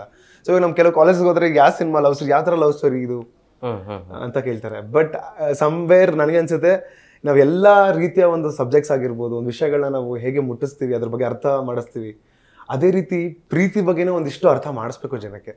ಪ್ರೀತಿ ಅನ್ನೋದೇನೋ ಸುಮ್ಮನೆ ಅಲ್ಲ. ಆ ಪ್ರೀತಿಯಲ್ಲಿ ಏನೋ ಒಂದು ಅಗಾಢವಾಗಿ ಏನೋ ಒಂದು ಅಡಗಿದೆ. ಅದನ್ನ ನಾವು ಆಕ್ಚುಲಿ ಮಾತಾಡಬೇಕು, ಕೆಲವು ಕಡೆ ಮಾತಾಡಬೇಕು. ಇವಾಗ ಮಕ್ಕಳ ಹತ್ರನೂ ನಾವು ಸುಮ್ಮನೆ ಬಿಟ್ಟರೆ ಮಕ್ಳಿಗೆ ಏನೇನೋ ಇನ್ಫ್ಲುಯೆನ್ಸ್ ಆಗಕ್ಕೆ ಸ್ಟಾರ್ಟ್ ಆಗುತ್ತೆ. ಇವಾಗಿರುವಂಥ ಒಂದು ಫಾಸ್ಟ್ ಲೋಕದಲ್ಲಿ ಈಸಿಲಿ ಮುಂಚೆ ಏನಾಗ್ತಿತ್ತು ಇದನ್ನೇ ಮಾತಾಡ್ತೀವಿ. ಮುಂಚೆ ಏನಾಗ್ತಿತ್ತು, ನಮಗೆ ಬರ್ತಿರೋದನ್ನ ನಾವು ಅದನ್ನ ಗ್ರಹಿಸ್ಕೊಳ್ತಾ ಇದ್ವಿ, ಆ ಇನ್ಫಾರ್ಮೇಶನ್. ಇವಾಗ ನಮ್ಗೆ ಏನ್ ಬೇಕು ನಾವು ತಗೊಂತಾ ಇದೀವಿ. ಸೊ ಹಾಗಾಗಿ ಪ್ರೀತಿ ಬಗ್ಗೆ ನಾವು ಕೊಡೋಕ್ಕಾಗಲ್ಲ ಇವಾಗ. ಬಟ್ ಅದ್ರ ಒಂದು ಒಳ್ಳೆ ವಿಷಯ ಅಂತ ಬಂದಾಗ, ಅದು ಒಳ್ಳೆ ಚೆನ್ನಾಗಿ ಆಚೆಗಡೆ ಹೆಸರು ಮಾಡಿದಾಗ ಅದು ಖಂಡಿತವಾಗ್ಲೂ ಅವ್ರಿಗೆ ತಲುಪುತ್ತೆ. ಮೇಡಮ್ ಅವ್ರೆ, ಈ ಮತ್ತೊಂದು ಮುಂಗಾರು ಮಳೆ ಸಿನಿಮಾ ಆಗಬಹುದಾ? ಇದು ಗೊತ್ತಿಲ್ಲ. ದೇವರ ಆಶೀರ್ವಾದ ಇದ್ರೆ ಆಗುತ್ತೆ, ಜನರ ಸಪೋರ್ಟ್. ಹೌದು, ಅದರಲ್ಲಿ ತ್ಯಾಗ ಇದೆ, ಆದ್ರೆ ಇದರಲ್ಲಿ ಉಳಿಸ್ಕೊಳ್ಳಿ ಅನ್ನೋದಿದೆ. ನೀವು ನೋಡಿ, ನಿಮಗೆ ಇಷ್ಟ ಆಗುತ್ತೆ. ಏನ್ ಹೇಳ್ತೀರಿ ಕೊನೆಯದಾಗಿ? ಎಲ್ರಿಗೂ ದೀಪಾವಳಿ ಹಬ್ಬದ ಹಾರ್ದಿಕ ಶುಭಾಶಯಗಳು. ನವೆಂಬರ್ 7ನೇ ತಾರೀಕು ನಮ್ಮ ಸಿನಿಮಾ ರಿಲೀಸ್ ಆಗ್ತಾ ಇದೆ, ಲವ್ ಯು ಮುದ್ದು. ಎಲ್ಲರೂ ಥಿಯೇಟರ್ಗೆ ಬಂದು ಸಿನಿಮಾನ ನೋಡಿ. ನಾವು ಯಾವಾಗಲೂ ಹೇಳ್ತೀವಿ, ನೆಕ್ಸ್ಟ್ ದೀಪಾವಳಿಗೆ, ನೆಕ್ಸ್ಟ್ ಸಂಕ್ರಾಂತಿಗೆ ಟಿವಿಲಿ ಬರುತ್ತೆ, OTTಲಿ ಬರುತ್ತೆ, ನೋಡೋಣ ಅಂತ ಅನ್ಕೊಬೇಡಿ. ಸೊ ಥಿಯೇಟರಲ್ಲಿ ನಮ್ಮ ಸಿನಿಮಾನ ನೋಡಿ ಹರಸಿ ಹಾರೈಸಿ. Thank you sir. ನೀವೇನು ಹೇಳ್ತೀರಿ? ಎಲ್ಲರಿಗೂ ದೀಪಾವಳಿ ಹಬ್ಬದ ಹಾರ್ದಿಕ ಶುಭಾಶಯಗಳು. ದೀಪಾವಳಿನ ಭರ್ಜರಿಯಾಗಿ ಆಚರಿಸಿ, ಹುಷಾರಾಗಿ ಆಚರಿಸಿ. ತದನಂತರ ರಾಜ್ಯೋತ್ಸವದ ಒಂದು ತಿಂಗಳು ಬರುತ್ತೆ, ಅಲ್ಲಿ ಒಂದು ಅಪ್ಪಟ ಕನ್ನಡ ಸಿನಿಮಾ ಬರ್ತಾ ಇದೆ. ಸಿನಿಮಾ ಹೆಸರು ಲವ್ ಯು ಮುದ್ದು ಅಂತ. ಲವ್ ಯು ಮುದ್ದು ನೋಡಿ ನೀವು ಹೋಗಿ ನಿಮ್ಮ ಪ್ರೀತಿ ಪಾತ್ರರಿಗೆ ನೀವು ಲವ್ ಯು ಮುದ್ದು ಅಂತ ಹೇಳ್ತೀರಾ. ಆ ರೀತಿಯ ಒಂದು ಅನುಭವ ನಿಮ್ಗಾಗುತ್ತೆ. ಪ್ರೀತಿ ಬಗ್ಗೆ ಎಷ್ಟೊಂದು ವಿಷಯ ನಿಮಗೆ ಎಚ್ಚರವಾಗುತ್ತೆ. ಸೊ ಪ್ಲೀಸ್ ಬಂದು ಈ ಸಿನಿಮಾ ನೋಡಿ, ಮಿಸ್ ಮಾಡ್ಕೋಬೇಡಿ. ನನಗನ್ಸ ಮಿಸ್ ಮಾಡ್ಕೊಳ್ಳಲ್ಲ, ಯಾಕಂದರೆ ನಿಮಗೆ ಈ ವಿಷಯ ತಲುಪುತ್ತೆ. ಸಿನಿಮಾ ಚೆನ್ನಾಗಿದೆ ಅಂತ ಆ ಮಾತು ವರ್ಡ್ ಆಫ್ ಮೌತ್ ನಿಮಗೆ ತಲುಪುತ್ತೆ. ಸೊ ಅದನ್ನ ಕೇಳ್ಕೊಂಡ್ರೆ ಬರ್ತೀರಾ. ಬಂದಾದ್ಮೇಲೆ ಸಿನಿಮಾ ನೋಡಿ, ಸಿನಿಮಾ ನೋಡಿದ್ಮೇಲೆ ಏನನ್ಸ್ತು ಅಂತ ನಮಗೆ ಹೇಳಿ. ಡೇಟ್ ಹೇಳಿಲ್ಲ ನೀವು. ನವೆಂಬರ್ 7 ಕರ್ನಾಟಕ ರಾಜ್ಯದಂತ ರಿಲೀಸ್ ಆಗ್ತಿದೆ. ಸೊ ನೀವು ನಿಮ್ಮ ಹತ್ತಿರದ ಚಿತ್ರಮಂದಿರಗಳಿಗೆ ಹೋಗಿ ದಯವಿಟ್ಟು ನೋಡಿ. ಧನ್ಯವಾದ. Yes sir, thank you very much ಇಬ್ಬರಿಗೂ. ಇಷ್ಟೊತ್ತು ಈ ಸಿನಿಮಾ ಬಗ್ಗೆ ಮಾತನಾಡೋದಕ್ಕೆ ನಮಗೂ ಅವಕಾಶ ಮಾಡಿಕೊಟ್ಟಿದ್ರಿ. ಈ ಕತೆ, ಚಿತ್ರಕಥೆ ಏನಿದೆ, ಒಟ್ಟಾರೆಯಾಗಿ ಈ ಸಿನಿಮಾ ಯಾವ ರೀತಿಯಾಗಿ ಮೂಡಿ ಬಂದಿದೆ ಅನ್ನೋದ್ರ ಬಗ್ಗೆ, ಅದರ ಜೊತೆಗೆ ಈ ಸಿನಿಮಾ ಸಕ್ಸಸ್ ಕಂಡ್ಲಿ, ಯಾಕಂದ್ರೆ ಒಂದು ವಿಭಿನ್ನ ಕಥೆಯ ಮುಖಾಂತರ ಬರ್ತಾ ಇರುವಂಥ ಸಿನಿಮಾ. ಇಬ್ಬರಿಗೂ ಮತ್ತೆ ಇಡೀ ಚಿತ್ರತಂಡಕ್ಕೆ ಒಳ್ಳೆಯದಾಗಲಿ. Thank you very much. Thank you Hem ಅವರೇ. ನೀವು ತುಂಬ ಅದ್ಭುತವಾಗಿ ನಡೆಸ್ಕೊಟ್ರಿ. ನಿಮ್ಮ ಕಾರ್ಯಕ್ರಮ ನೋಡಿದ್ದೀವಿ. ನೀವು ಥ್ಯಾಂಕ್ಸ್ ನಮಗೆ ಹೇಳಬಾರ್ದು, ನಾವು ನಿಮಗೆ ಥ್ಯಾಂಕ್ಸ್ ಹೇಳಬೇಕು. ಅಂದರೆ ನಮಗೆ ಸ್ಪೇಸ್ ಕೊಟ್ಟು ಸಿನಿಮಾ ಬಗ್ಗೆ ನಮಗೂ ಒಂದು ಅವಕಾಶ ಕೊಟ್ಟಿದ್ದಾರೆ ಮಾತಾಡೋಕ್ಕೆ ಅಂತ. Seriously thanks to you and Zee Kannada news. Thank you very much. Yes sir, ನೋಡಿದ್ರಲ್ಲ ವೀಕ್ಷಕರೇ, ನವೆಂಬರ್ 7ಕ್ಕೆ ನಿಜವಾಗ್ಲೂ ಕೂಡ ಒಂದು ಪ್ರೇಮಿಗಳ ಕಥಾ ಹಂದರ ಇದು. ಅಂದರೆ ಯಾವ ರೀತಿಯಾಗಿ ಆ ಪ್ರೀತಿಯನ್ನು ಉಳಿಸ್ಕೊಳ್ಬೇಕು ಅನ್ನುವಂಥ ಟೈಟಲ್ ಇರುವಂಥದ್ದು. ಸೊ ಹಂಗಾಗಿ ಯಾರು ಕೂಡ ಮಿಸ್ ಮಾಡ್ಕೊಳ್ಬೇಡಿ. 7ನೇ ತಾರೀಕಿಗೆ ಎಲ್ಲರೂ ಕೂಡ ಚಿತ್ರಮಂದಿರಕ್ಕೆ ಹೋಗಿ ಸಿನಿಮಾವನ್ನು ನೋಡಿ ಅಂತ ಹೇಳ್ತಾ ಇವತ್ತಿನ ಕಾರ್ಯಕ್ರಮವನ್ನು ಮುಗಿಸ್ತಾ ಇರಿ. ನೋಡ್ತಾ ಇರಿ ಜಿ ಕನ್ನಡ ನ್ಯೂಸ್, ಸತ್ಯವೇ ಸುದ್ದಿಯ ಜೀವಾಳ.